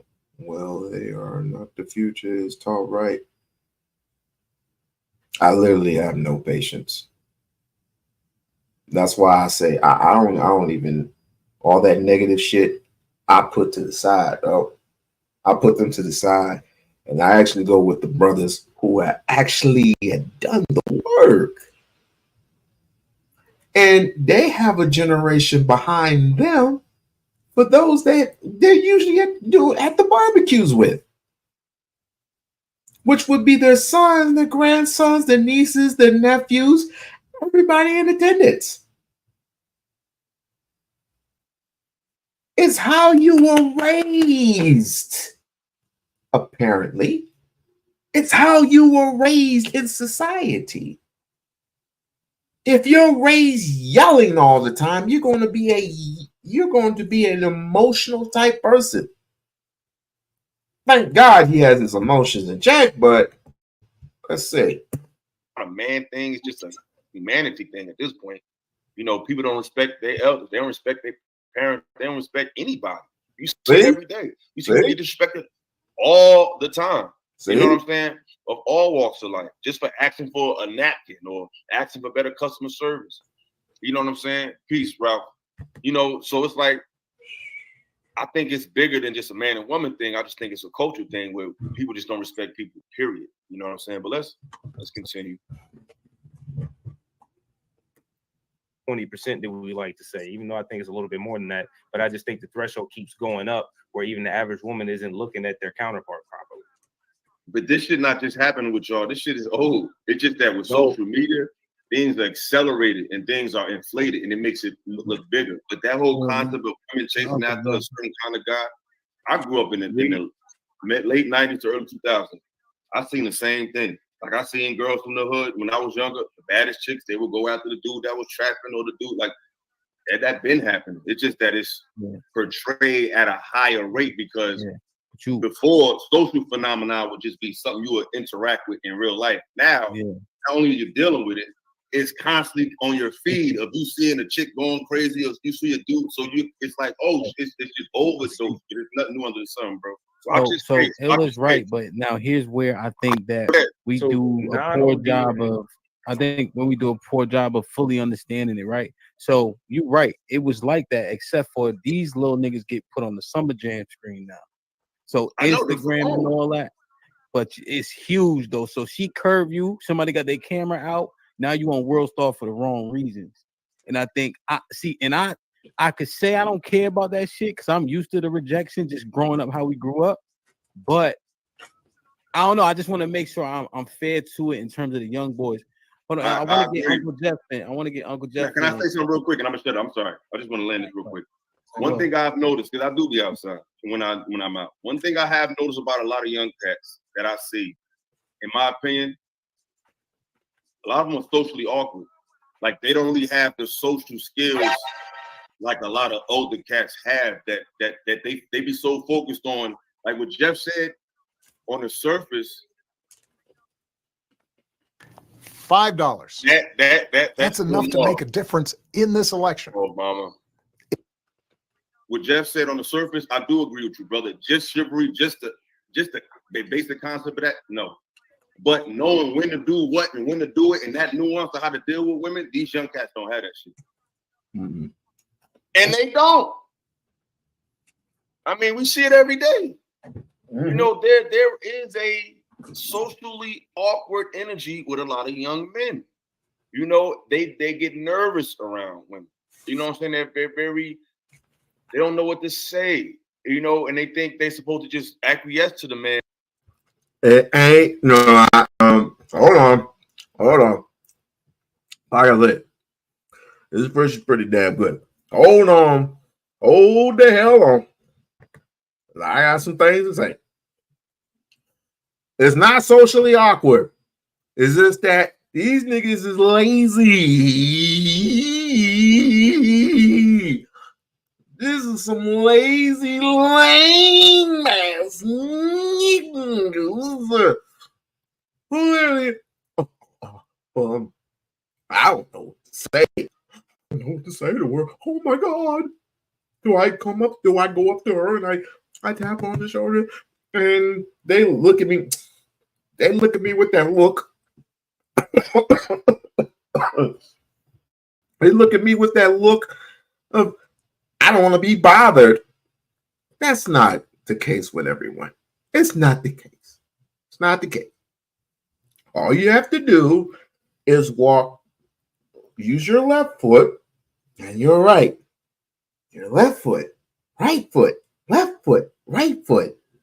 Oh, we're almost there. Left foot, right foot, left foot, right foot, right? Excuse me, miss. What's your name? Can you come home with me? Possibly. Can I take you out tonight?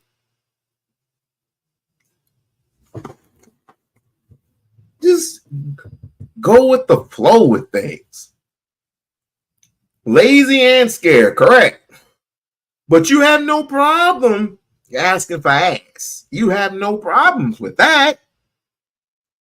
You have no problems with a woman saying, hey, y'all, I'm going to tell you the truth straight up. You know, I like you and all, but I just want some pussy. That's all. That's all I want. so we can go to the 5th floor of my apartment and, you know, set this whole thing off. And if you act right, I might let you just take a shower, spend the night. You have no problems doing that. Oh no. That's too, but it's too you too jiver when it comes to wanting a relationship. Oh no. That's too vague for you to actually want a relationship, but lacking communication skills. It's just backwards. It's backward. And maybe your daddy didn't give you the game. Yes, we can make that excuse all day that my father wasn't there. We can make that excuse all day long. So you mean to tell me there wasn't your uncle wasn't there? Your grandfather, your great grandfather, your older brother, someone that came out of the military, somebody was in the military, the next door neighbor, the security guard that you had a friendship with, a godfather, a crackhead, a wino. Somebody didn't give you no influence. A stepfather, no one gave you any type of influence. Really? Really? I highly doubt that, sir. So that's your fault. That is merely your fault. Even Tupac said that he had, the drug dealers were influencing him to go to school. After, of course, he had to make that bread. Got to go to school. You had to be something. Even the pimps, as wicked as most of them are, they'll even give you the game. Well, not anymore. They even back then gave you the game. The drug dealers even gave you the game and said, "Nah, son, this ain't for you, son. This ain't for you. You need to get into them books, bruh. You need to go ahead and get into them books and be something of yourself." So nobody gave you influence. It's kind of hard to believe. I don't believe you. You need more people. And because they're a man and they have a job, because that's what Kevin Samuels told them. Well, that's what the red pill told them. And it's like they are. Oh, thank you. Oh, thank you so very much. Thank you so very much. Now, even Kevin Samuels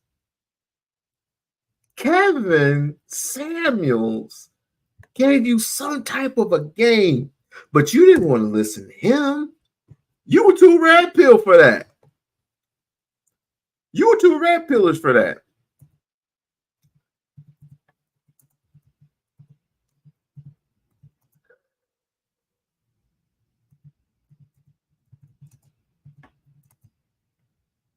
You didn't want to listen. You didn't want to listen to him. You wanted to listen to people. You were just so confused. So confused. Let me see if I can actually find this one. Let's see here.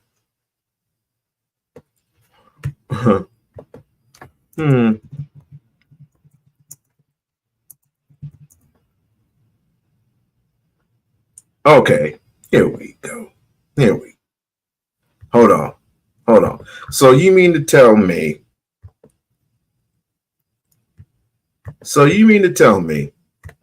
I gotta pause this for a second. So you mean to tell me that Kevin Samuels wasn't an influencer in your life when he said this? Tell me what these are for. Wipe your ass, niggas. Stop wiping your ass with paper with toilet tissue. These need to sit right behind your toilet. And after you take a shit, you wipe until the brown is gone. And yes, you also need to put your index finger, your middle finger up and around your bunghole a little bit, nigga. Yeah, you need to go, not no freaky shit now. Don't get no good stupid. But you need to make sure you clean out to where you don't want no fucking dingleberries, man. And you cannot wipe yourself clean enough with toilet tissue. Nigga, leave these in your bathroom. Bitches will appreciate it. Niggas will appreciate it. Whatever you niggas, man. Talking about you want a broad to give you a blowjob and all saying you got fucking dingleberries and shit all up in your asshole. Asking me about what to wear, what smells good. Nigga, your ass stink. Most of you don't even know how to wipe good. We don't get to put your hand. Tell me what these are for. I'm sorry. Wipe your ass, niggas. Stop wiping your ass with paper with toilet tissue. These need to sit right behind your toilet. And after you take a shit, you wipe until the brown is gone. And yes, you also need to put your index finger, your middle finger up and around your bunghole a little bit, nigga. Yeah, you need to go, not no freaky shit. It's stupid. But you need to make sure you clean out to where you don't want no fucking dingleberries, man. And you cannot wipe yourself clean enough with toilet tissue. Nigga, leave these in your bathroom. Bitches will appreciate it. Niggas will appreciate it. Nervy you niggas, man. Talking about you want a broad to give you a blowjob and all saying you got fucking dingleberries and shit all up in your asshole. Asking me about what to wear, what smells good. Nigga, your ass stink.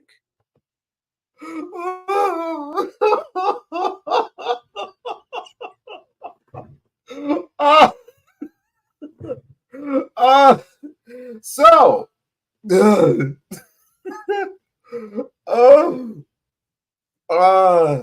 Helen, nice for you to join us. Oh, teachable moment. Oh shit. Just a little bit of water. Just a little bit of water. Oh shit. Oh my god. Okay. All right. Ladies, I have a question. Oh, a man, if you had a man who, let's just say, came home from work, right? I'm not took it. I haven't asked the question yet. I didn't even ask the question yet. Y'all tripping. I didn't even ask the question. Wait. I'm saying, listen to me. Listen. What if, oh Jesus Christ. Okay. Dingleberry. Oh no.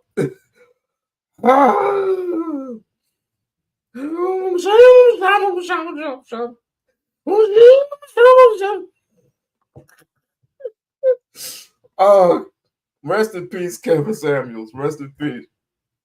But I got a question for real, seriously. What if your man came home, ladies? He didn't even bother to take a shower. He just went to the kitchen and had something to eat, which is fine. But he was feeling horny that night. Would you? He wanted some head. He wanted some of that good lettuce, ladies. Would you assist? Now, mind you, he did not take a shower yet. He did not take a shower. He didn't even announce that he was going to take a shower, or at least wash up in the sink or something. Salted balls. He said, what if you were to say, suck on my chocolate salted balls? Holy shit. You didn't text or call. You didn't text or call to see how things went. I'll call you. I'll call you, Lisa. Look, so I get how many hell knows? How many hell no? I'm gonna get yes. I'm gonna get. I need as many. How do I say this? I want to know if you are willing to cater or swallow the leader. How many would oblige and how many wouldn't? Give me yes, no, or hell no. Give me a yes, give me a no, give me a hell. I already got one heck no. Okay. All right. I got one heck no. If a dude came salted ball. Okay, what it is like? Come on, I'm gonna get in the shower, but I'm just horny. I just need some ass. you ain't gonna insist. Okay, last one.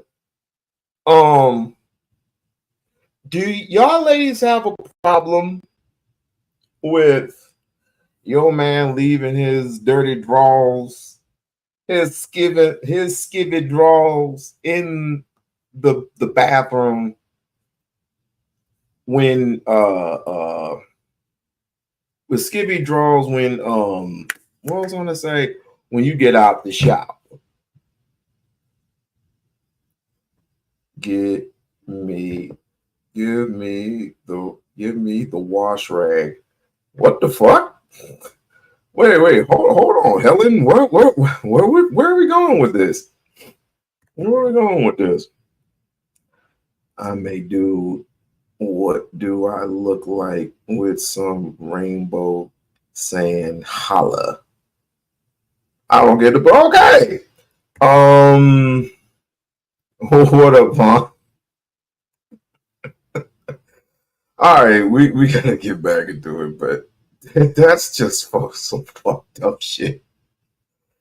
Again, but my point is, so you mean to tell me that this guy who's been on Earth for so long, and I forgot what age that he had croaked, but you mean to tell me there's a guy that you follow for so long, you mean to tell me he wasn't influencing your life? That doesn't make any sense to me. She will click. So you would get so you wouldn't so ladies, you wouldn't give him the royal treatment and go underneath the water and come up and say the royal penis is clean, your highness. The guy go, oh, thank you so very much, Helen. Thank you so very much. Welcome. And don't forget to become a member. Don't forget to become a member of the We-On-Loc Nation channel. But welcome. Thank you so very much. I'm just saying, you know, that woman come up and give you a good treatment, and then come up for her and say the royal penis is clean, your highness.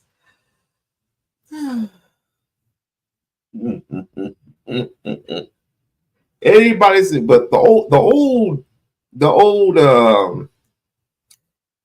Coming to America, I mean, it has some funny parts to it, but yeah, I like the actual old ones. Like I said, the new generation ones, that's why you don't mess up classics. But let's continue. They're socially awkward. Look at the brother Be Nice. He's going to tell you he doesn't. I want to get a response to that too.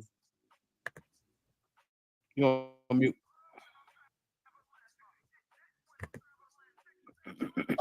Number one, and it was so important. That's why I'm trying not to interrupt. But that's not what I said. We started off on the wrong foot, Brother Sway. We often do this. I did not say fuck you. I said fuck you, comma, 2, period. That 2 is so important. It's very important that what I think is expected, and I understand why. Cats younger than me, and I believe this is why I'm successful with the ones that I am, is that I lead with I'm sorry. Unlike me, you saw your leaders fail you in real time. Yes. You saw men go from leading the house to giving head behind the grocery store to fill a pipe in real time. And I'm sorry for that. And my generation did that. But not all of us did. And maybe, just maybe, some of us have something to say that might work. The issue becomes when I can't get a specific problem to fix. You bring up a problem that belongs to someone else. So we can never get to a hypothetical situation where we can take 2 people and work on it.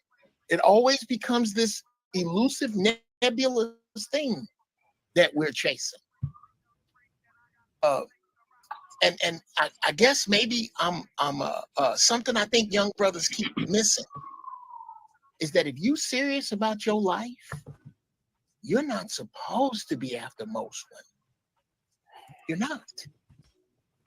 There's no great American black woman shortage. There just isn't. You are grossly outnumbered. Before you get to the women of other nationalities clamoring to get with you and pushing and shoving in line, before you get to the horse-faced dudes with no swag, the sweet pickles, the day-days, the lazy dudes, once you cut all of that out, you should look at women differently. And you should only be interested in those who qualify. Sisters that are going to play you, they come with clues. They come with clues. Success and failure both leave clues. When you see those clues, when you look at her social media and it's full of disrespect, it's plenty of pictures of her ass first. Brother, what she's telling you is, hi, me over here. I'm uncoachable. I'm going to give you word for word in a time of crisis. I'm going to spit your chivalry back in your face. Then what you need to do is say thank you and move her to the left. And again, I get back to it. See, he's telling the truth, though. And the truth is, these chicks, sometimes we are fooled, but a lot of guys want those types of girls, and they're mad that they can't turn a hoe into a housewife because they like how they look. This generation, they want a certain type of aesthetic in these young women. But a lot of times that aesthetic comes with a certain pathology that they have. And they don't want to deal with that. Leave them heifers alone. Y'all not looking after just regular chicks, man. I know you're not. You know what I'm saying? Because a lot of older men ain't either. But we know what them chicks is. So it's like, I already know she ain't about what she, you know what I'm saying? We just going to do this. Y'all trying. Man, this generation nowadays will fuck anything that moves. Excuse my baby language. Y'all want these chicks to be your girl, and you get mad because them chicks ain't acquiescing because you're not outside. You wasn't really raised in the street. You don't know, you're not really street smart. You don't know that everything that glitter, it's not gold. You got to know what type of chick to get. And it's not going to come in a perfect thing, in a perfect container. That's another thing. We thinking a good woman is a perfect woman. We think a good man is a perfect man. That's not what it's about. It's not about perfection. It's about having something to work with and being able to. I just want to say like this. The perfect situation is JP and Floor.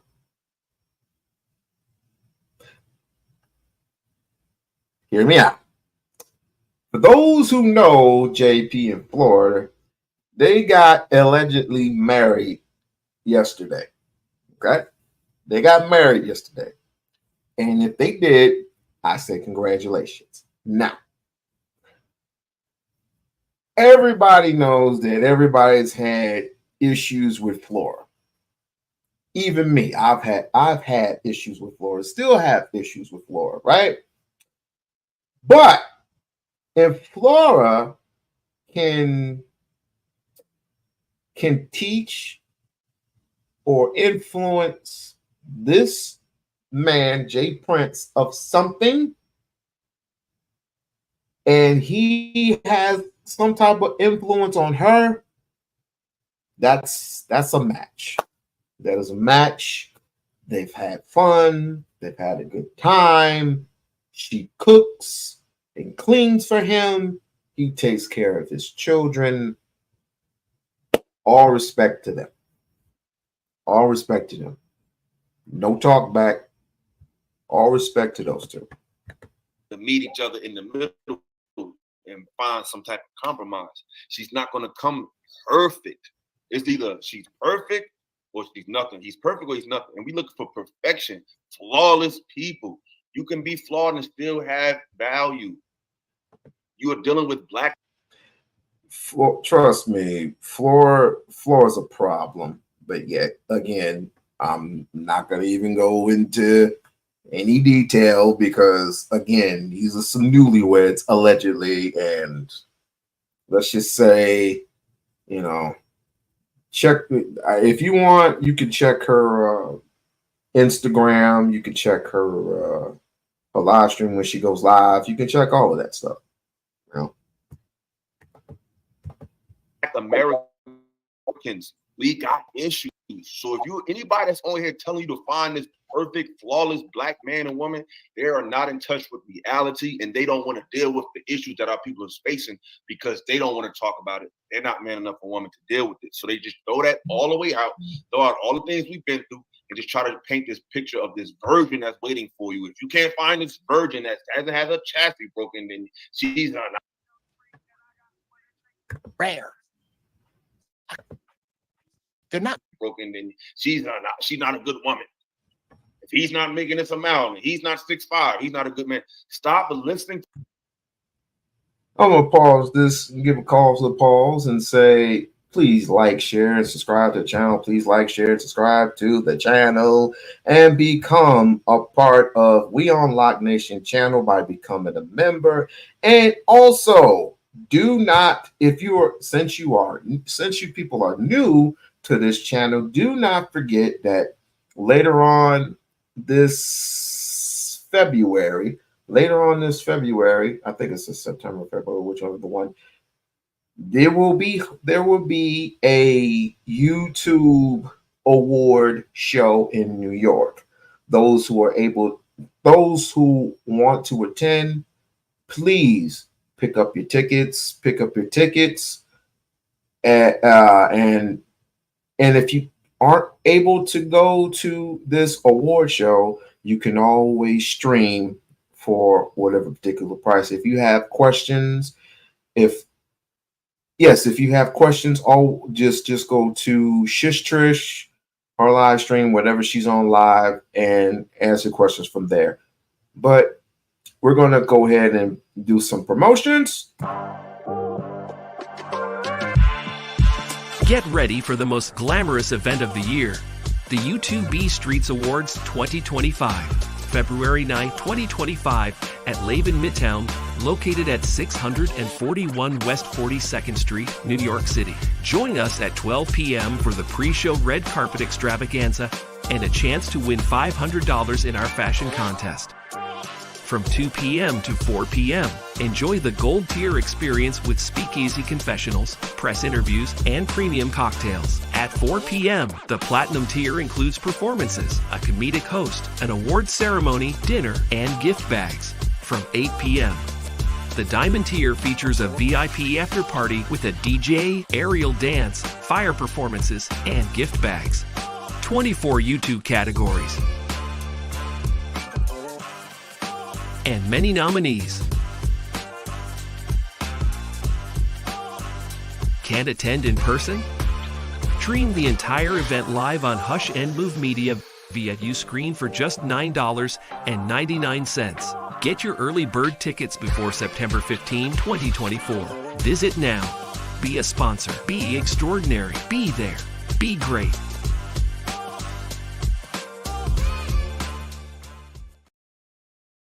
Oh, we gotta take this time to give a shout out to Helen there.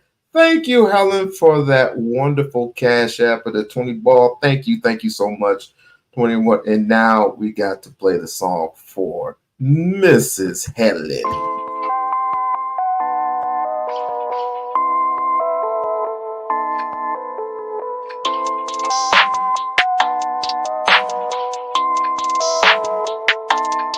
That's ISO. Rack it up, I got a bit of the bank to make me a safe house. Shake it up, she got her hands on her knees and she bringing the cake out. Smoke it up, I got some gas, some packs, I'm up in the greenhouse. Ball it up, I'm with the gang, we taking shots off the rebound. Fucking my post the same now, I've been humble too long, yeah. Tell them all to stay calm, yeah. Tell them all to move on, yeah. Fucking my post the same now, they be lost in the sauce, yeah. Took a loss, that's your loss, yeah. Had to get my point across, yeah. Heard them lanes was talking now and we don't pay that no mind. Didn't need to watch and know that I'll be. Now, if you two want to say some shit about that, they can say whatever they want. I'm actually keeping that one. Hey. But yeah, thank you, Helen, for the cash app. Like I said, for those who have arrived, those who are here, those who are listening, please like, share, and subscribe to the We-On-Loc Nation. Yes, thank you. Please keep it up. Please keep it up because I plan on doing some things real big for the channel. And also do not forget to become a member of the We-On-Loc Nation channel. And of course, I'm going to see if I can have the voice of Venus up here next week, because obviously this is a sister who does a tremendous job on her channel, and it's getting to the point where she's getting sick of men. Hopefully that is not the case, because I know women are getting sick and tired of, they're getting sick and tired of all these dudes and just doing all types of dumb shit, especially when it comes to this online stuff. But I can't tell a grown woman what to do or how to think. Only thing I can do is say congratulations, keep up with your good works and everything. Don't let nothing stop you from your journeys. So go ahead and subscribe to Philosophical, and go ahead and subscribe to the Voice of Venus. Now, let's continue to this bullshit. You have to find and meet people where they're at. You cannot be in the middle of hell looking for a fucking waterfall. Like, it's just not going to happen. So let's just be realistic about what's actually out here and try to find a value based on what is actual, not these fantastical ideas. Unless you're saying that there are no good sisters in the 48 contiguous states, at that point, you're right. Okay, I got nothing to help you with. If you're saying that there are some, then I'm going to try to help you find them. And one of the ways you find them is that they don't play you when you're nice to them. They're not disrespectful when you're chivalrous. My daughter isn't. My friends' daughters aren't. My daughter's 20 years old. I raised her to be respectful. She's rare. I could teach you how to find women like that. I sympathize with you. However, it could be because I'm a Marine, I don't look for problems. There are plenty of those. I look for solutions. And if we just gonna go round and round about how hard it is and how many sisters aim and what they don't do, then you are absolutely right. My information is useless and I don't want to waste your time. Bravo! Bravo! You don't like to listen to the OGs. Now let's see the response that he gets. I'm all about responses. I don't see what's so bad about that. I don't see what's so disrespectful about that. The problem with that is there's only 24 hours in a day, right? And you can't focus on your purpose and also wading through a pool that. I'm Millie, a content creator, coach, and business owner. If I had to start my business from zero. Philosophical. Get at me, brother, so we can get that fixed. God dang it, man. Every time something good happens, that shit just freaking commercials everywhere. Get at me, brother. I would have focused on building up. Let's listen to this shit, man. Let's listen to it. Not conducive to getting what you want. So either you choose to be outside and doing the things that you have to do to find someone that's good for you, which is looking through a bunch of options that are bad. So that takes time. Now, that time that it takes, it also takes away from your purpose and the time that you have to do that as well. So it's just a bad idea in general to be looking around aimlessly for people that are not showing interest in you. I'd rather get with someone that's showing interest in me so I don't have to do all that extra work. Is it okay? What the hell is he talking about? This is the reason why I don't let young people speak for us. That is one of the reasons. Because I don't even know what the hell he's. Does anybody know what this young brother here, B Juice or whoever, is talking about? Does anybody know? Does anybody?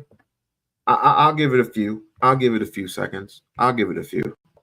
Does anybody know what this brother's talking about?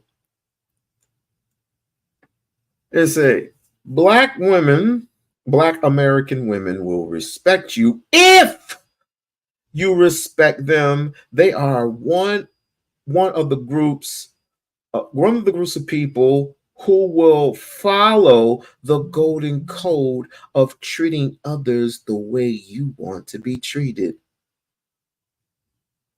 That's like taking a dip in chocolate cake and taking the, you know what, never, my goofy ass need to quit. This is a socially awkward young man who does not go outside. They do not speak for everybody. You cannot have that. After everything that Uncle Jeff said, all he heard was, we can't go on our purpose while we look for women that are already back. So I'd rather take my time or I'll just go continue with my purpose. Huh? I'm not gonna even rewind that back. I'm not philosophical. You got that. I'm not going to go into a heap of people and look for a woman. And I'm not going to search through hundreds. Who the fuck said that? Jeff said if the woman is if she treats you disrespectfully because you're nice to her. Here's the problem. Here's the problem with Negroes like this. It's like the Terminator. They want them all in a line, in some type of alignment, all dressed up and ready to go with the purpose. Okay, Bridge, getting some popcorn. You said I'm getting some popcorn. With the purpose, the mere purpose of you being feminine and ready.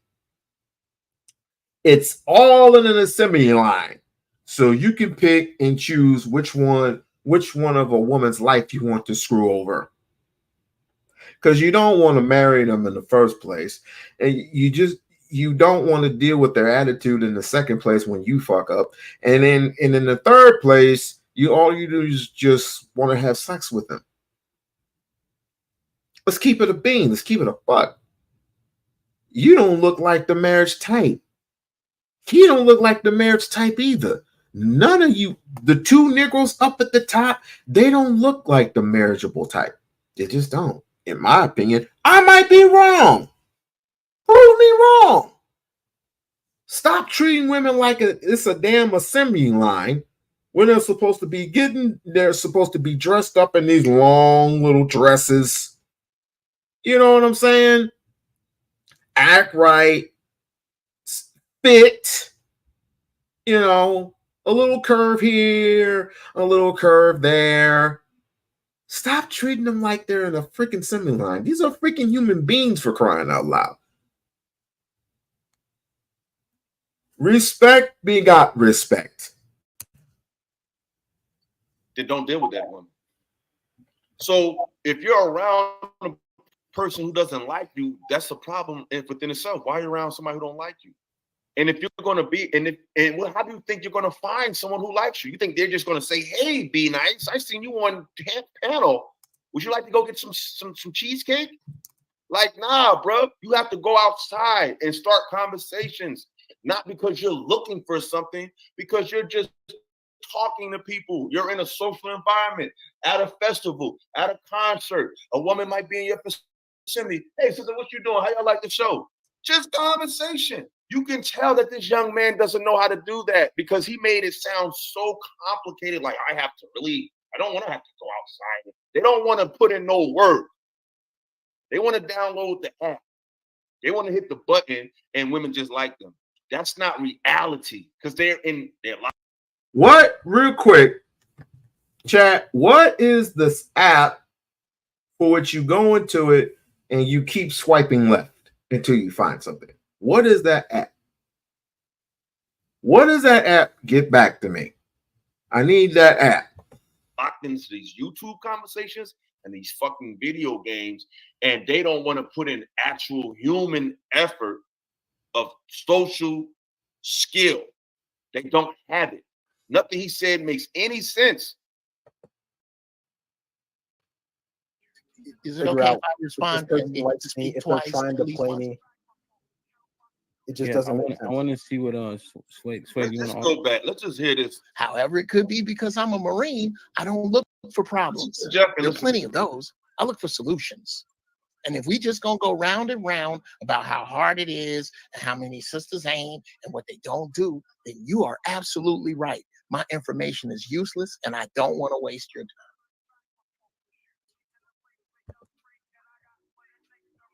I don't see what's so bad about that. I don't see what's so disrespectful about that. The problem with that is there's only 24 hours in a day, right? And you can't focus on your purpose and also wading through a pool that is not conducive to getting what you want. This little dude he's a nerd, man. Like, you know what I'm saying? Like, look at him. Look at this. Just look at the screen. Look at the brightness of the old heads. My screen is bright. Rillo's bright. Jeff is bright. Sway is all dark. You know what I'm saying? Be Nice is just home alone. It's just a bad idea in general to be looking around aimlessly for people that are not showing interest in you. I'd rather get with someone that's showing interest in me so I don't have to do all that extra work. Is it okay? Nigga, if you want respect, if you want to be respected, you don't have to put in work. You're going to have to earn this lady's respect. You have to earn this lady's trust. You're going to have to earn everything that's there. It's just not given to you. Everything is earned. It's the same thing. If a lady were to find you, I'm sure the man don't want to be hustled. So of course, you're going to have to earn his respect as well. It's a two-way street. You niggas is just lazy, tired, and pretty soon are going to be old. Because the more controversy you put yourself in, the more older you become. That's how the universe works. Each time you argue and you do all these weird little things, universe picks up on that each and every single word that you say, everything that you do, the universe picks up on it, and you find yourself getting older and tired. And pretty soon you become useless. I wouldn't want that to happen to a young brother such as yourself. So I think you would want to just want to play the field. Just play the field and take your precious time. You're young, you got time. Hold on itself. Is it okay if I respond? Hold on itself. We men, ain't no woman just gonna come up to you. So the fact that he said, I'd rather someone just have interest in me, how? So you're basically saying you're waiting for the woman to come and let her know she likes be nice because you're not willing to do anything. You got to listen to these people when they talk. They telling themselves. Listen to what he said. I don't want to hear that shit again. He's to him. They're not 24 hours in a day. 24 hours in a day. And your energy and vice versa. So how do you woman? She just gonna, he said, you want to find it socially awkward. I'm a man. Everybody don't wait. Go, Uncle Jeff, that was full of shit and it doesn't make any sense. Could someone here tell me why that particular profile method that again the military came up with? Meet your next pillow. Why do we make our pillow in the shape of a cube? I'll tell you. The problem with pillows is that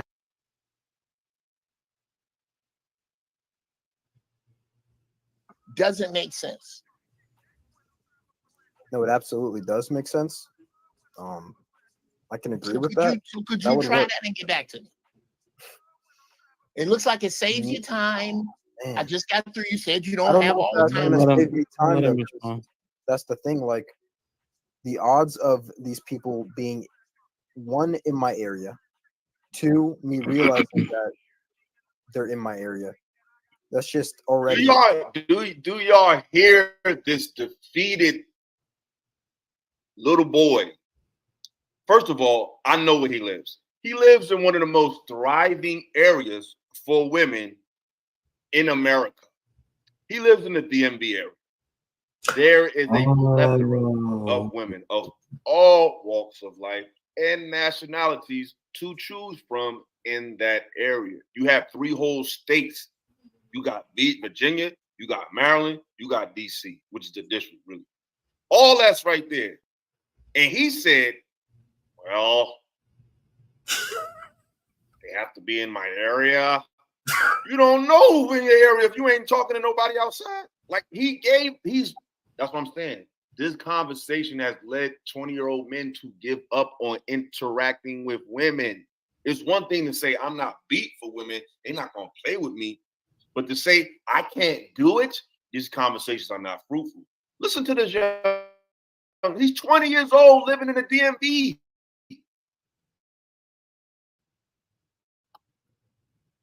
Anybody been in the DMV know it's a bunch of females out there. I lived in the DMV for about almost 10 years. He's full of cat. Uncle Jeff, that was full of shit and it doesn't make any sense. Could someone here tell me why that particular profile method that again the military came up with told you to do? Did you hear this boy? This is what this guy is saying, bro. I love y'all, support y'all, appreciate it. I have a fork. Agree with the things that I agree with, which I can agree with that. That might be a good idea. That's not what I said. Okay, then can you restate what you said then? Because he's not a good listener. That's another thing. They're not good listeners. No, he took what he said literal. He really think that that's the only way. What Jeff would tell him is go to things that attract women who have a like mind that you agree with. he didn't mean literally go to a chat room. He said, so you're telling me so I have to go to it, have to subscribe to a YouTuber and join the chat room and send the super chat. No, brother. If you know you into anime, nigga, go to an anime festival. If you're into eating right, go to a vegan fest. If you into hip hop, go to things that facilitate concepts and ideas that agree with you. And you just might meet a kindred spirit. You might make a new male friend. You might meet a new brother. You might meet a sister. See, it's not even just about dating. It's about connecting with like minds. Regardless of what. Build your tribe.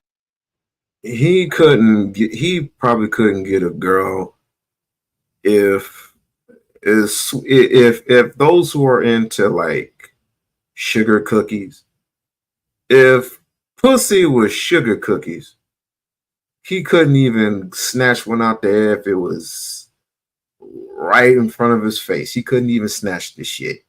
I mean, the thought and the idea of listening to an elderly swings in his head. It just lost cause. Hey, Trish. Get outside. That's how you sound, Ron. So my calculations say that if I subscribe to about 20 YouTube channels, maybe I can get a date. Are you sure? Does she have a gamer tag? Is she on Twitch? Shut up. Shout out to philosophical. These sisters. Yes. Not the chat rooms you go to. Those are the chat rooms I go in. I Okay. watch those channels.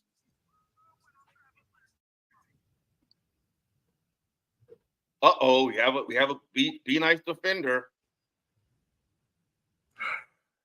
Let's go. Yeah, I'm joking today.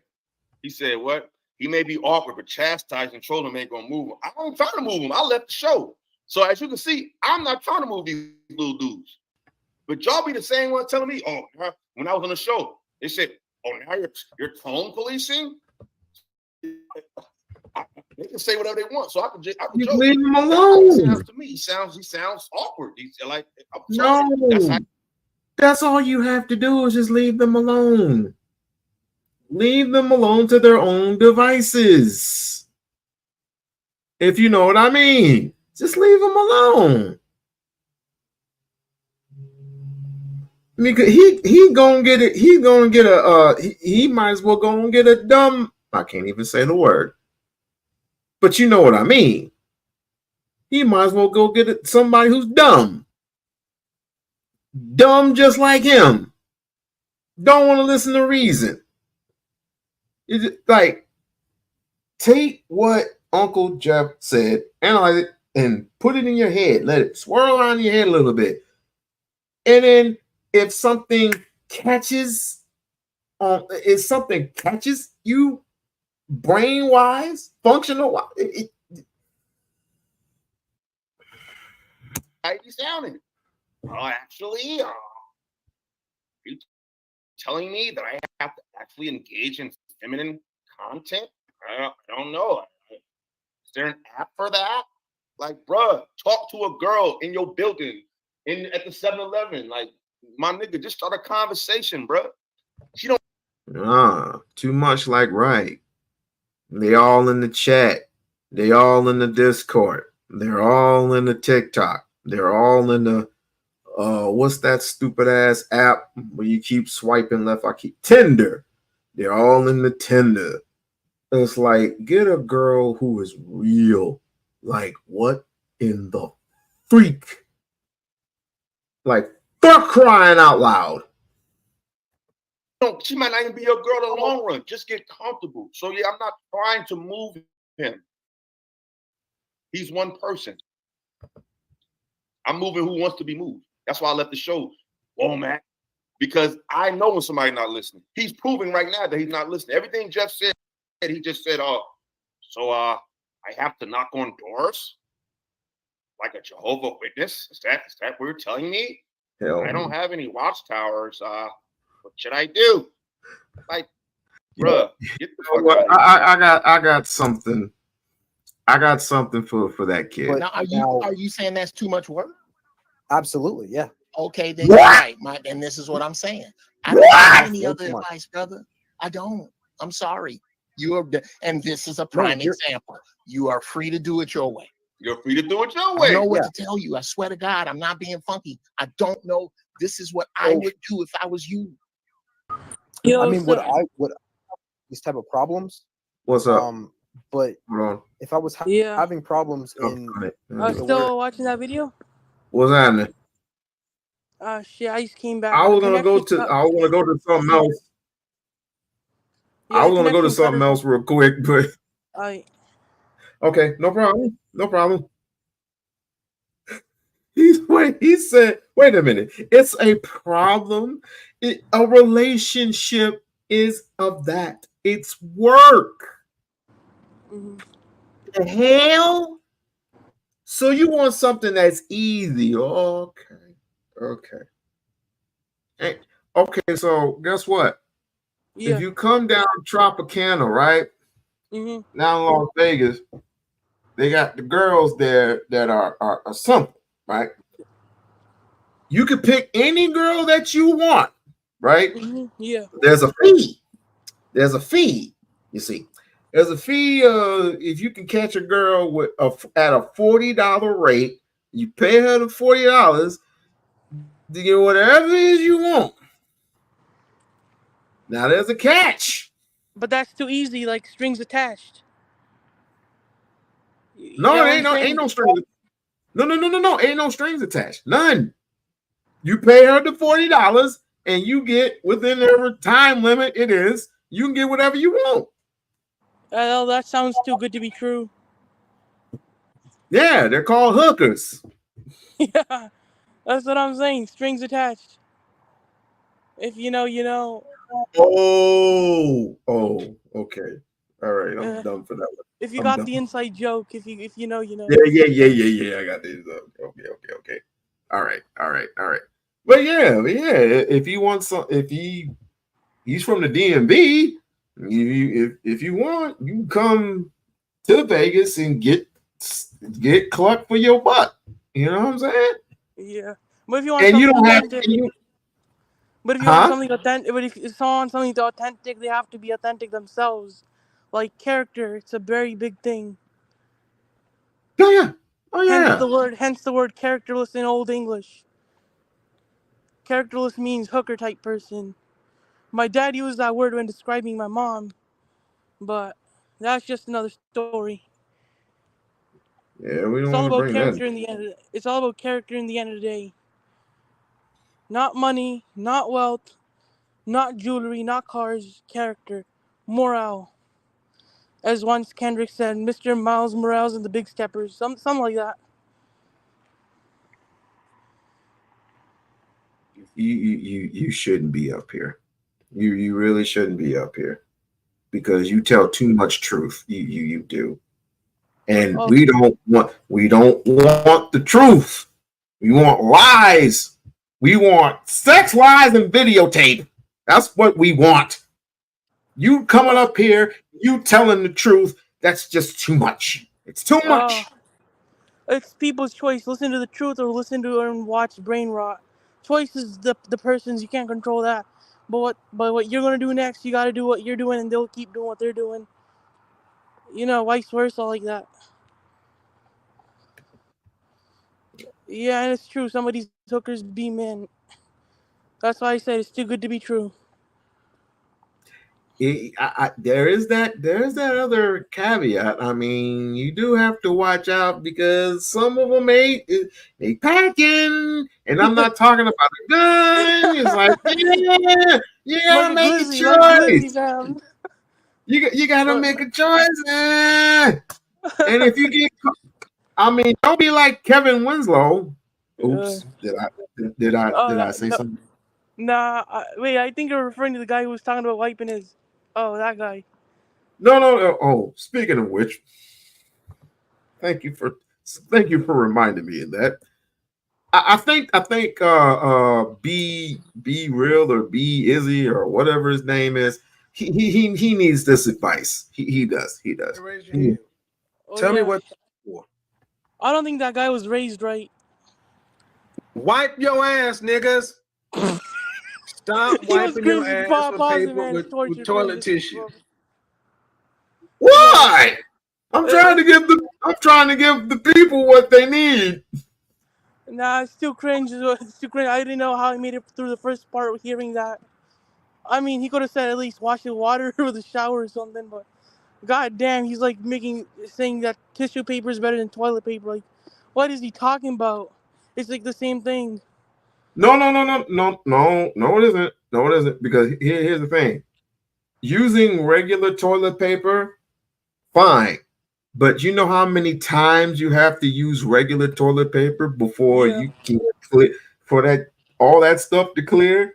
At least with water toilet paper, all you need 3 good wipes and one of those wipes right there. Oh yeah, just in case some people try to go bougie with the whole process.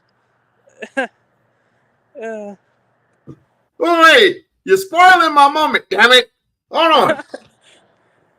These need to sit right behind your toilet. And after you take a shit, you wipe until the brown is gone. And yes, you also need to put your index finger, your middle finger up and around your bunghole a little bit, nigga. Ow. Yeah, you need to go not no freaky shit now. Don't get stupid. But you need to make sure you clean out to where you don't want no fucking dingleberries, man. That part and you gets me all cannot the wipe time. yourself clean. Wait a minute. The guy said dingleberries. That's the term they don't use since the 1930s, bro. Cheech and Chong always use the terminology dingleberries all the time. Oh Yeah. He could have just said No, cherries or toilet some shit. Yeah, shit. Issue. Nigga, leave these in your bathroom. Bitches will appreciate it. Niggas will appreciate it. Nerve of you niggas, man. Talking about you want a broad to give you a blowjob and all of a sudden you got fucking dingleberries and shit all up in your asshole. Asking me about what to wear, what smells good. Nigga, your ass stink. I'm done. I'm done. That was too much. I'm fucking done. Oh God.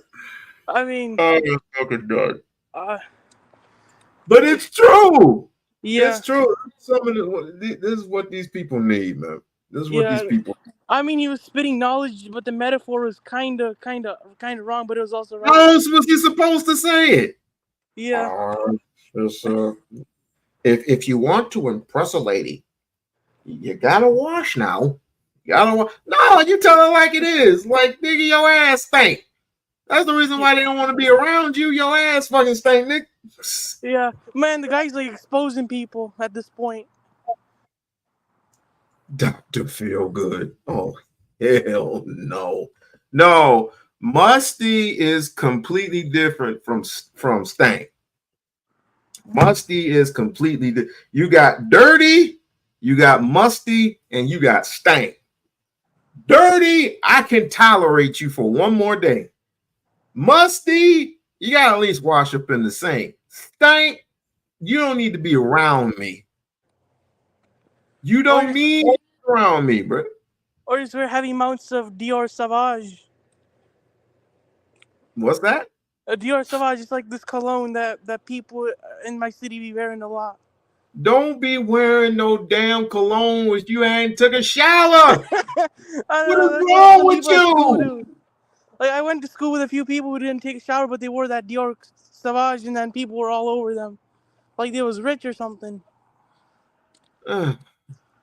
Okay. Yeah, Lansing is pretty wild. Like South Lansing, you go there. I never been around them people when I was in Michigan. When I was in Michigan, I was around those people just to smell what they. I mean, some of them white boys over there, they just wear the same damn cologne, Calvin Klein. They wear the same cologne. Is terrible. Like, what the? Do you know what the?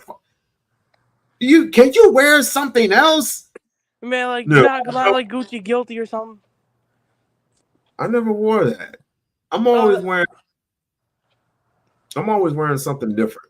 Yeah. But either way, yeah, I'm gonna go ahead and translate to something a little bit different. Hmm. Now, you mentioned Umar earlier. Yeah. And Charleston White, CW is very funny, but he's like, but he spreads a lot of misinformation sometimes. Yeah, he's a real character, and that's the type of person that I don't like to take serious because, first of all, he don't know how to stand up. He don't know how to. He's doing all this shit. I was like, okay, bro. People at my school, they all subscribe to Charleston White's Rumble thing. Charleston White has like a Rumble. He just don't know how to stand still. I was like, that's the best crack. That is the best crackhead I have ever seen in my life. Wait, I knew something was off about Charleston White, but thanks for confirming it. Why don't Yeah, we I mean, have gotta tell the organization? truth. I was watching. I can't remember. I think it was maybe Godfrey. Godfrey was talking about we just can't organize, even as organized crime. Like there's the Russian mafia, there's the Chinese Yes, sir. mafia, Yes, there's sir. the Irish mafia, Yep. there's the Italian mob. But we can't organize together. Why do you think that is? Legally and illegally. Yes, you're absolutely right. To your issue with crime, take the Italian mafia back in their heyday. No women, no children, no elders. If you kill one, even by accident, we take your life. That was the rule. But in the black community, you can hit the elders, hit the kids, hit the pregnant women, no rules, no consequences. Self-hatred, petty differences, and the indoctrination of white supremacy, meaning most black people feel the only people they need to be accountable to are whites. They can never answer to a black person. This is why if you talk to any black supervisor or black manager, they'll tell you they get more hell from their black employees than their white ones. Because whenever we see black authority, we rebel against it because we've been trained to believe that black people are worthless. Well, I definitely agree when he says a lot of black people do have that. I think it's all about egos at the end of the The only day. time we can. Egotistical people, right? Yeah, I mean, egos do No get in the way. way. That's why they say stuff like, at my school, they say like, oh, these N-words don't mean shit, and you ain't shit either. That's what they say at school to everybody. Yeah, because it's egos. Like, they want to, like, one-up each other, like, trying to be better than the next person next to them. Something like that. It's You like, would they can't... think. I mean, you would think that at this point, everybody's getting along to get along with each other. You would think at this point. Yeah. But it's just too many personalities, too much. I can't think of in the words because I guess I could give you There's a simpler way to put it, but not a lot of people like the truth. like you can tell about your generation. Your generation Z. You can tell what goes on in your generation, right? What usually goes on in your generation that's somewhat similar or not so similar to our generation from Gen Z to millennial? From Gen Z to millennial, I think it's technology, internet, feuds on the IG Live, drama. But it's pretty much the same, but except you got too many people who don't know when to shut up. Yeah. Like zip it. It's like it's that simple. It's like we got a generation that didn't know how to talk, but now we got a generation that knows how to talk, but don't know what they're talking about. Yeah, it's because they spill the secrets and everything to everybody. It's like it has something to do with the inability to shut the fuck up sometimes, and that's why whatever happened in history happened. Like remember when Mansa Musa came to Mecca with all the gold, things like that. It's because the ancestral inability to like shut the fuck up sometimes. Like people be flexing too much, and that's what causes all these dramas. Like people be bragging about how superior they are to the next person, and the next person gets ideas and shit. And that's what's in this generation too. Like it's in every generation basically. Like people just don't know when to be quiet, and that's a problem. Like a very real problem. I think the next time when I do a show, it's going to be about women who are more masculine versus men who are more feminine. Oh yeah, Is that's that very that. Yeah, they say sexuality is fluid, so you don't know who's who these days. I mean, it's 2024. Not gonna lie, but it is what it is. You got to get on with the times, or just get run over. so? I would ask you, the people on that on the panel, that's DJ Ham's panel, right? Mm-hmm. Do you think that the younger generation, are they acting masculine at that point, or you think they act feminine? I mean, sometimes they act feminine, but mostly they put on this facade of being masculine. It's like pretty complicated when you can't put things in left and right category. Sometimes it's like assorted. Sometimes, yeah, I would say mixed opinion, but mostly, yeah. Shit. Man, this tough guy act of the new Self-help. generation could be a facade. You never know. I mean, they're acting tough 1 minute, and the next moment they're crying when someone says something real, and then you tell them that their tears move nobody, and that's when all hell breaks loose. Have you ever been in a situation where you had to fight for your life? Yeah, a couple of times. I said something wrong to somebody online, and then they said, "You said it," and I said, "What did I do?" I had to defend myself a couple of times. That put me in a much worse situation. I had to leave town for a little bit. Whoa. You had to leave town because you said something that was your opinion? Yeah, something about someone. I said something like, I said something. I was trolling someone on the IG live. They came to my house, tried beating me up. I defended myself, and I might have poked them in the eye at school or something. I got expelled, and people all over town were really mad, so I had to leave town for a bit. Was he black, white, what? He was Brazilian black or something. I don't know. Okay. All right. So in this journey, it's nothing new. But Yeah. then again, we didn't have IP addresses that back then. Yeah. We didn't have IP addresses, and we didn't do all that crap online that we usually talk about.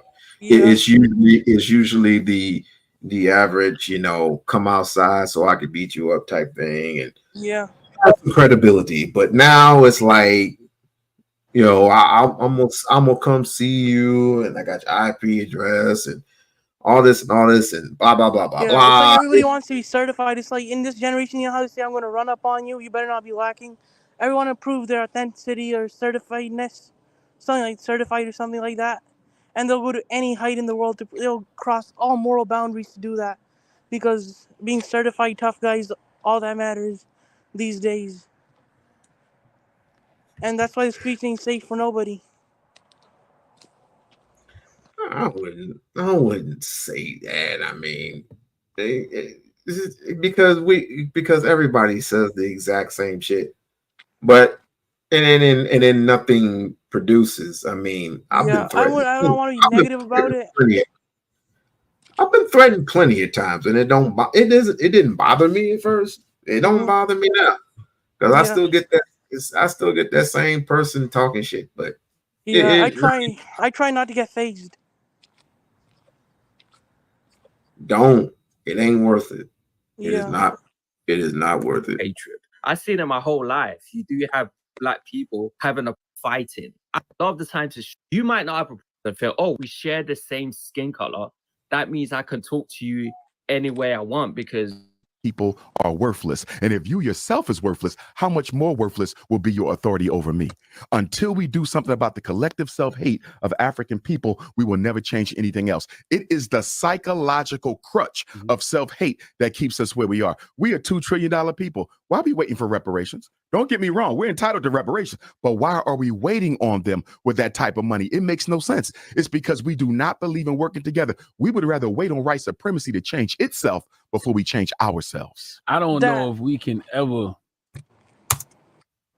That is true. I mean, you gotta help yourself, invest in businesses of your own kind. But the funny part is, You know how they say black business could be expensive sometimes because they have to keep running, they have to keep the lights on. If you know what I mean. Yeah, yeah, but that's why you start off small. Yeah. I know all moms and pop stores that started off small, and then over time, they usually sell things online. And here in Nevada, we get a series of people who do things from, say, their cars or their trucks or whatever, and they end up later on, when they save up money, started their car wash business.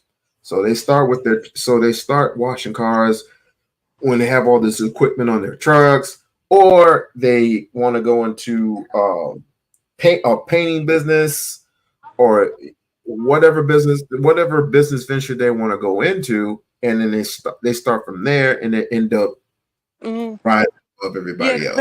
Expansion is a very big one. But funny part is, when it comes to entrepreneurship, cultural appropriation becomes the main culprit when it's like cultural related business, like music or anything, and that's why people can't succeed because people keep on stealing the ideas. Like that's a very big one. Well, you can try and steal my idea, but the fact of the matter is, can you make the way I make my business? Can you make your business more smoother than mine? Yes, it's about competition, but then the dominant business controls the whole market, and then the free market thing that doesn't work out. Then people tend to go towards socialism, which is a whole nother ball game. Trying to control business and all that. I don't know which route is best for people financially, but it's got to be capitalism or socialism. But it has to be something in between, like the middle ground. There could be a middle ground. It's like rules and regulations in a free capital market, something like that. If there were more rules and regulations, people could be successful. Like copyright the business idea, more things like that. Or patent your inventions, like patents, do stuff like that, or copyright your intellectual property. That's the thing. You got to get all your ducks in a row, and then you get all your ducks in a row. That means including hiring a particular type of a lawyer. And once you hire a particular type of a lawyer, you got to read the fine print, and when you read it, it's signed, so just in case somebody steals your shit, then you can go ahead and sue them for whatever it is. But suing mostly doesn't help. It doesn't go in the person's favor, suing somebody. But if it does work, it works.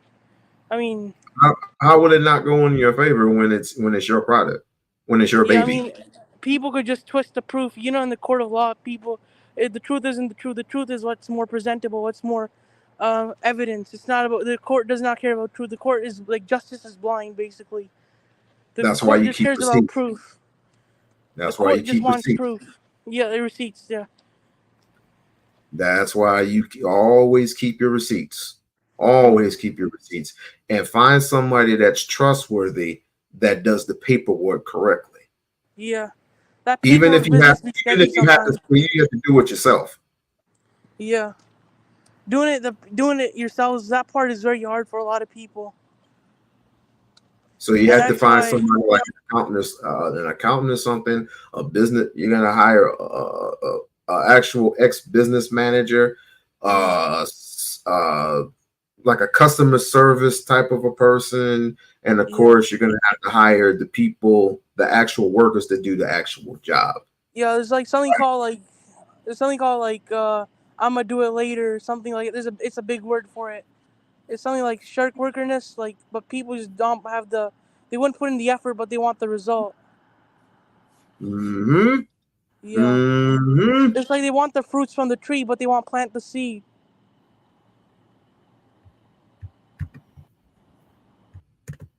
Get out of here. How dare you tell the truth? Again, yeah. It's just things that are known universally, but a lot of people are afraid to point them out because of being silenced. Silence could mean a lot of things, but yeah. Bridget, You know this dude's cooking, right? He's definitely cooking. He cooking and cooking and cooking. Yeah, I'm cooking, but I don't know the recipe. That's all right. We'll figure it out. We'll figure it out. Yeah. Right now we eating. Yeah, I'm We whooping and eating. whooping. Well, let's go. Let's go. Reverse the self-hate that we have for We can, but you got to start with the children. Here's the problem. We're raising the children the same way we were raised. You see that? I look at the way somebody just sent me the video the other day of 3 girls stomping out this crossing guard. I mean, stomping her out, tried to kill her. I don't know what happened. Tried to kill her, right?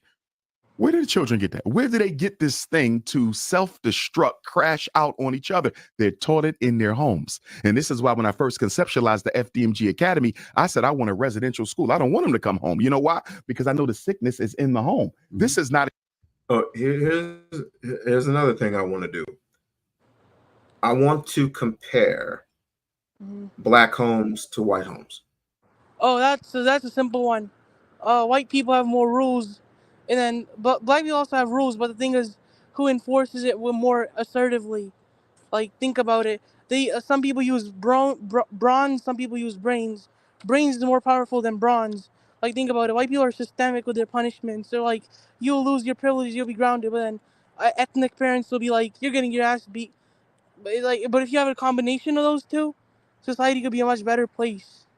But if I were to say who has it right, I would say the white kids, because they are raised with money, and people who don't come from money end up, in most cases, you know.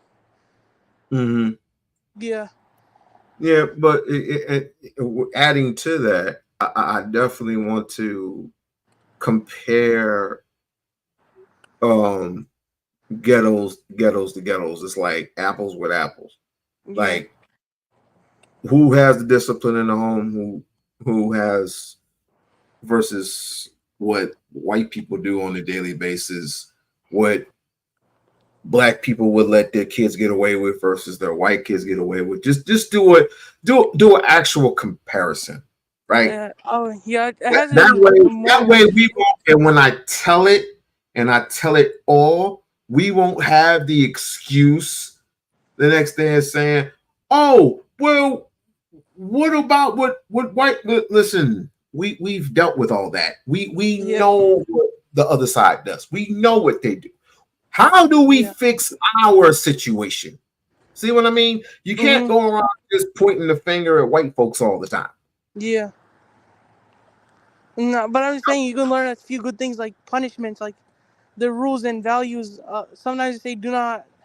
The rules and values are only, you know, it's like, you know how they say don't be gay, don't steal, or shit like that. If you were taught with those rules in your home, maybe you would turn out to be a good person. It has to do with the upbringing. Yes, the upbringing, the discipline, the pretty much everything, man. Yeah, it comes down to the tactics of the upbringing, like how a person is mended. Like, a person is like, how we say, a clay pot, and the clay pot has to be mended. The techniques of mending the clay pot are different according parent to parent. Like, my parents are pretty strict about me giving opinions on the internet about everything. Say, do not do political, social commentaries. And I ask them why, and they say, do not question us because it's for your own good. She made up a good point. Hardworking parents have more discipline in the homes. Crackheads and pimps don't. That is so crazy. The rule looks good on paper, but are actually used in certain people. Biased.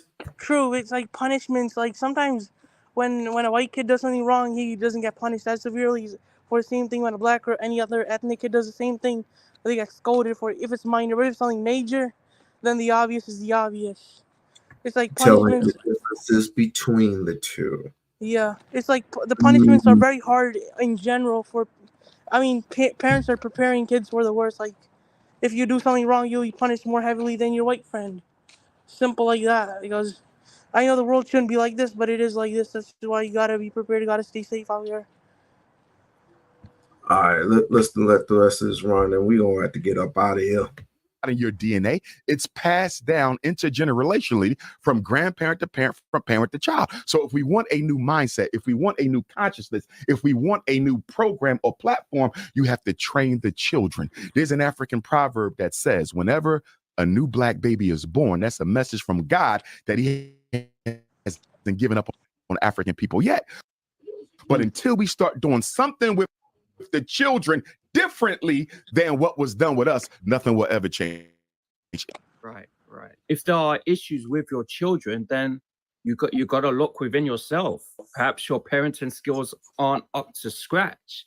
You know, it starts within the home. If your children are acting out, they're not performing well in school, they're acting violent, they're acting aggressively with the other kids in the neighborhood, you got to look within yourself. A lot of parents are not willing to do that.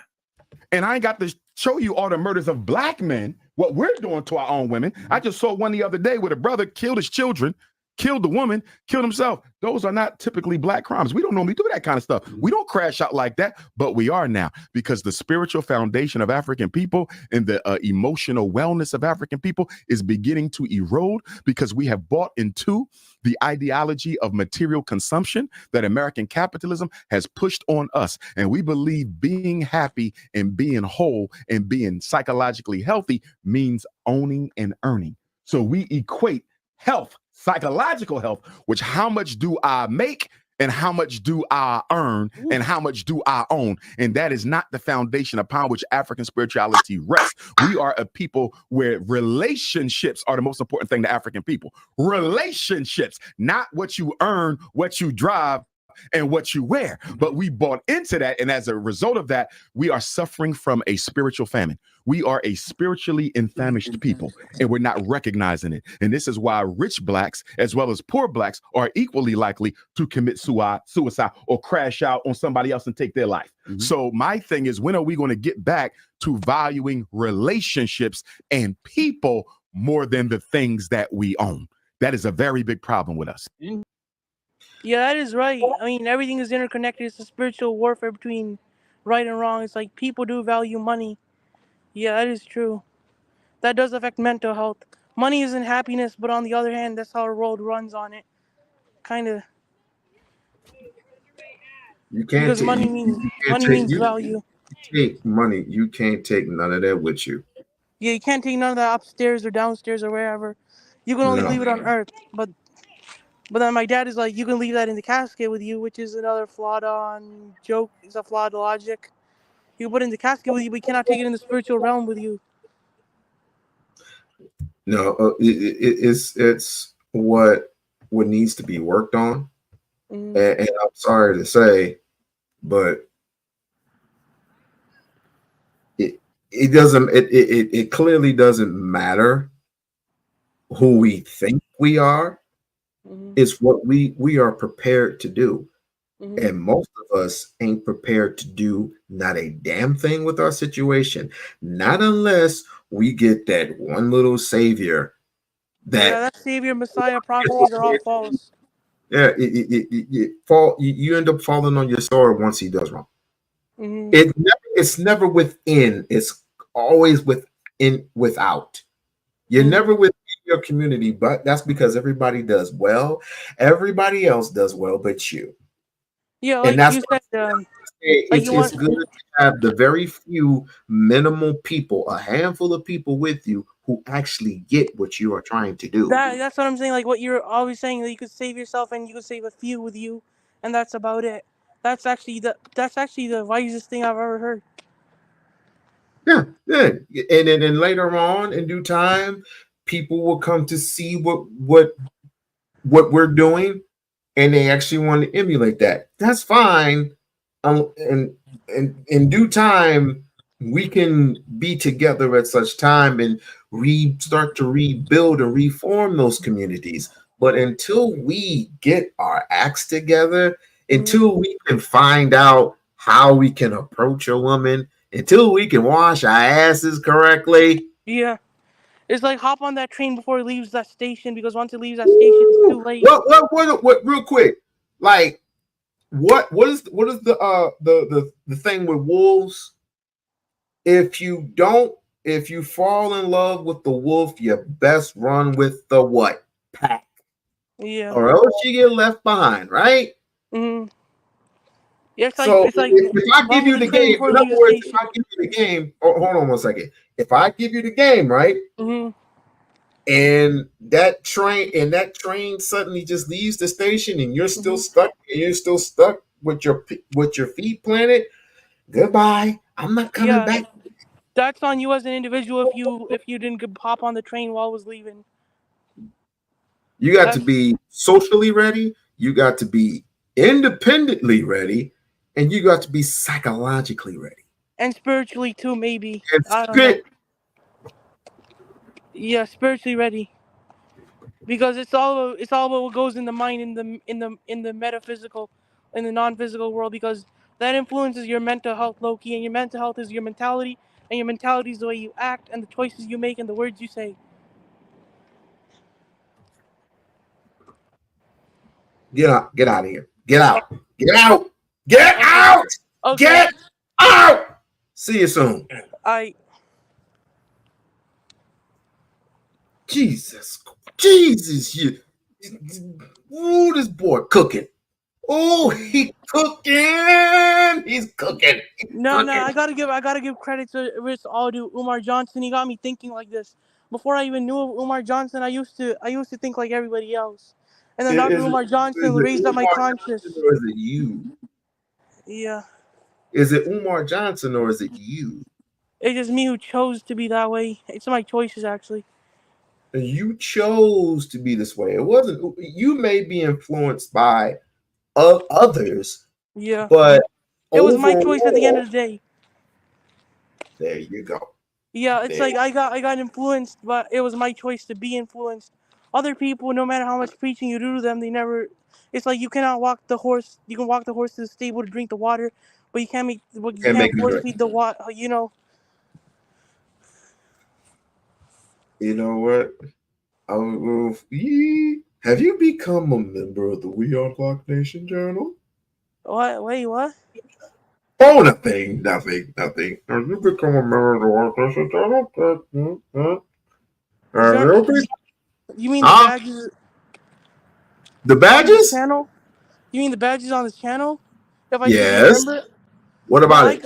I could be a member, but I ain't got the 99 cents right now. I'm running low on funds. The How one can thing you run low on 99 cents? No, 99 cents. I mean, it's YouTube. It's like we could. I'm getting this knowledge for free. Those who want to get knowledge, they'll get it off a tree. Like knowledge is all around us, just like this tree. Ever heard of the spider that fall off the tree and the knowledge spread all across the world, and the for internet nature? exists in that form? Are you for nature? For nature, nah. I make metaphorics like that. Oh, okay. Because It's I like thought, because it's I like thought you knowledge is were a everywhere on the nature internet. type. Knowledge and goofiness is everywhere on the internet. You got to choose between the two.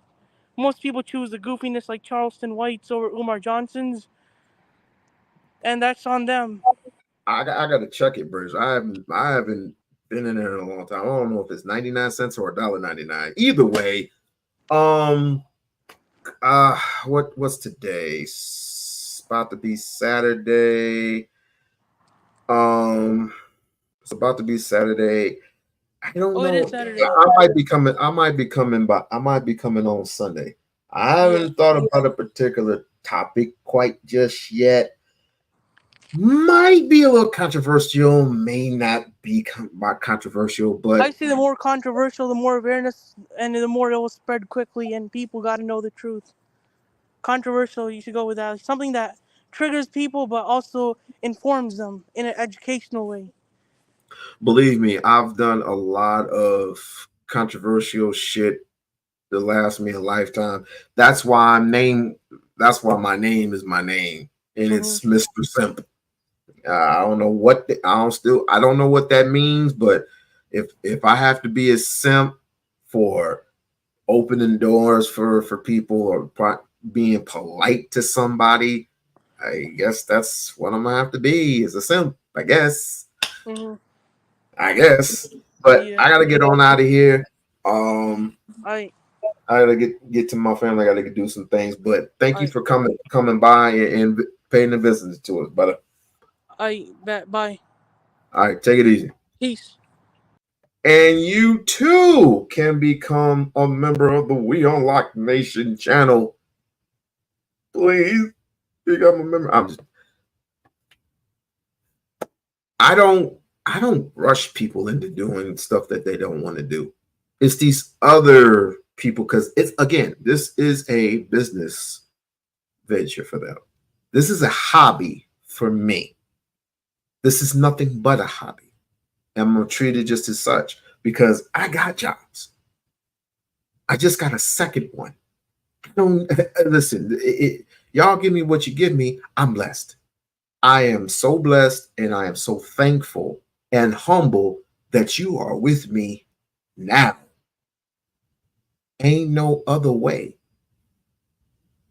Ain't no other way. I appreciate. I love and respect and appreciate all of you. All of you. Yeah, I'm about to go, man. I'm about to go. Hopefully Trish is live or something. But like I said, I gotta go, gotta do some things. But I love each and every single one of you. Peace. Peace.